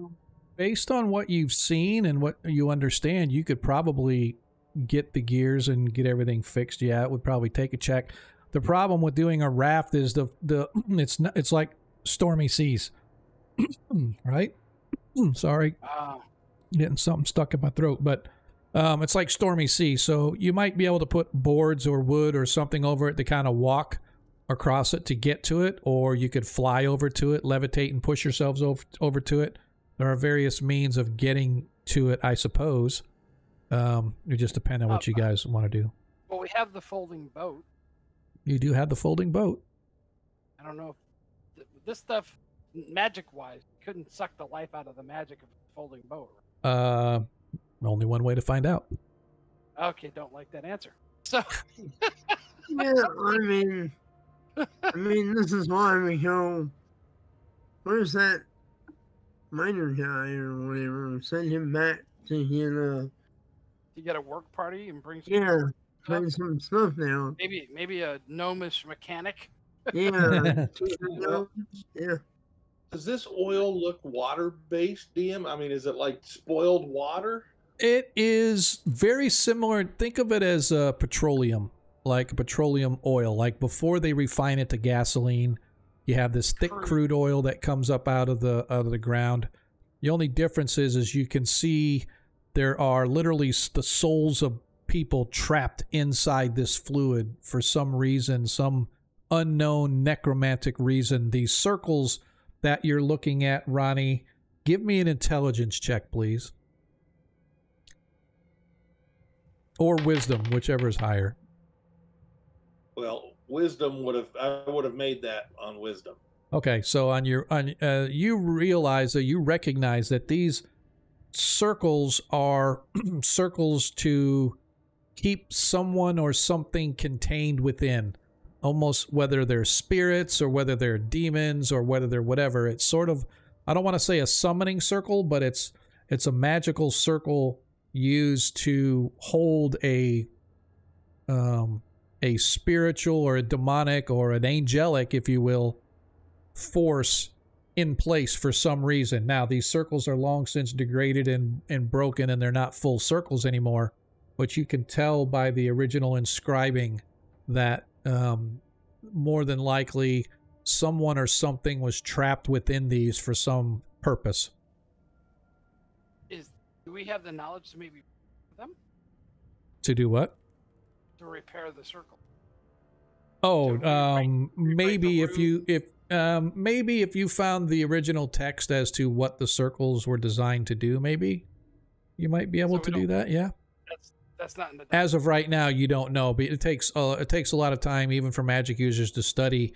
Even though you may understand what it's for, studying the exact markings and details, because one small thing that you think means to trap a demon from the plains, and in fact it's supposed to be from the abyss, you know what I mean? And so it doesn't hold the demon, right? So one small thing going wrong could cause catastrophic results. So, and the only other thing I forgot to mention is, similar to the other rooms, there are small 1 foot round pillars supporting the overhead ceiling, and you do see these sarcophagi in the southern part of the room. They're not moving though, right? Nothing's happening. That is correct. Okay. Well, I'll deal with those when they happen. We've got to figure out how to get these pumps working. At least that's my. I don't see another.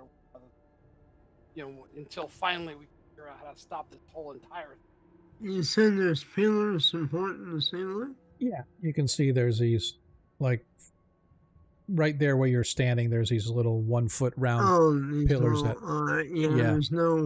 There's none near here. No, that is correct. Okay. That being said, you could probably makeshift something tying off between two of the pillars on either side of it, to form like a climb rope or a hanging rope or something to kind of fist over or hand over fist it. I want to make a harness, climb up and lower myself down, and maybe try to monkey with it. We have a potion of flying and a potion of levitating. Oh yeah. Okay. I have a question. Now, the guy who named Paris, he was all about that unseen servant spell. If he has one of those memorized right now, perhaps he could cast unseen servant and see if it could go into that muck and fix it. So let's get all the parts. Yeah, unseen servant. Let's see. Fetch, open doors, hold chairs, as well as clean and mend. So I am going to say that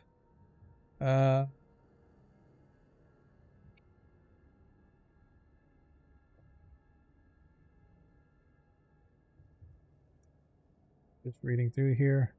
I am going to say that because it can mend things, it can follow directions to repair things should you guys need it to do that. So yes. And Baron does have unseen servant. Boom shakalaka. You want to try it? Let's try it. I mean, I mean, as long as Make some as long as- water. I'll be right back while you guys fix that thing. it's as long as getting kind of late. Let's Okay. see.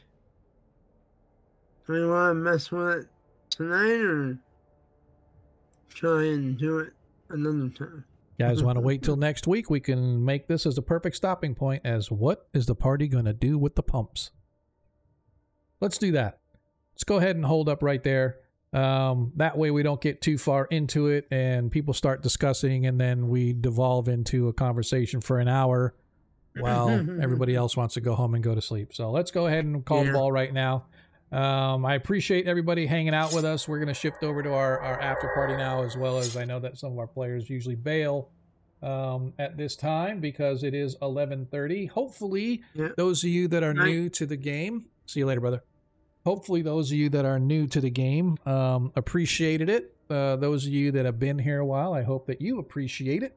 And we will, we're going to for just a second. So our next stream this coming Friday is our 5th edition stream. So hopefully you guys will be there for that with us. That is our group that's up, what we call our Heroes of Christchurch, as they are trying to save the planet one country at a time. Right now they're up in Parenland trying to figure out what the heck's going on. They're currently involved in another cult of a different type, but they're still trying to figure out what's going on in Parenland. So hopefully you guys will join us for that, because there's some undertones or undercurrents going on that they're starting to piece puzzles together, and hopefully when they actually find what's going on, they're not going to be super happy. At least as far as I'm concerned, I hope they're not super happy, because it's going to be very interesting when all hell blows up. So with that said, as I said, Friday is our 5th edition. Next Monday, we'll be back here, same time, same channel. Hopefully that you guys will join us. But right now, I'm going to hang out here a little bit for probably another 10 minutes or so as we decide who do we want to try to raid tonight. Not really sure. I mean, there's a bunch of channels out there, so we could always go to Darling. We can go to Blackwater D&D. We can go to Lollygaggers. Fable 42. Who's on down the road? K Greek Art, Goblets and Warlocks, Greg Hansen, he's a good dude. Check him out, Guild Superior. So we're gonna hang out here for a little bit. Hope you guys will hang with us. Don't forget we have our Discord channel. If you want to pop on over to the Discord, I'm gonna hop down to the open channel players. Haven't done that in a while. First time this year. We're gonna pop over to the open channel. So if you want to join us, just hit the Discord !D if you want to find our Discord. And you can join the Discord, come down to our open channel and talk to us. I'm going to switch over right now. And now I am over on the open channel. See how easy that was? Hopefully our players will join us here eventually. I'm not sure. Hey, at least Deglin made it. Monkey's probably in bed already. So I definitely appreciate you guys hanging out with us tonight. Like I said, hopefully you enjoyed the game. It's been pretty interesting so far. At least as far as I'm concerned. I really had no idea what the party was going to do tonight.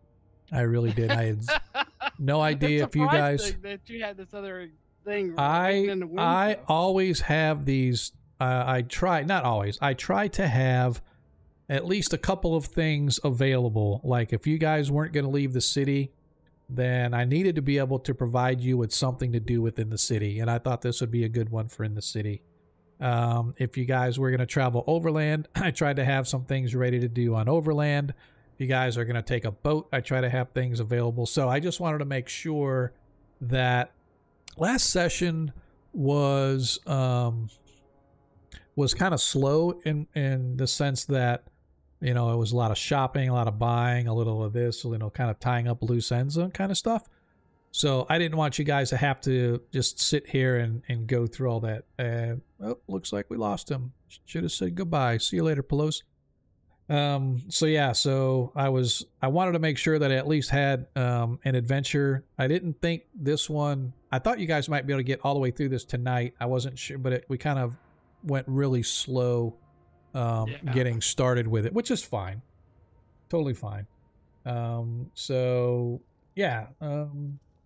anyway, I want to shut down the audio for the game because every time I talk and stuff, I hear this audio going for the game. I'm like, come on, stop. I can't think on what I'm doing. So I'm going to bail out of here. So yeah, so hopefully everybody will come back next week and see what we got going on. But I think what I'm going to do is I'm going to raid Darling. She's like my go-to. We've only got a few people left on the stream tonight.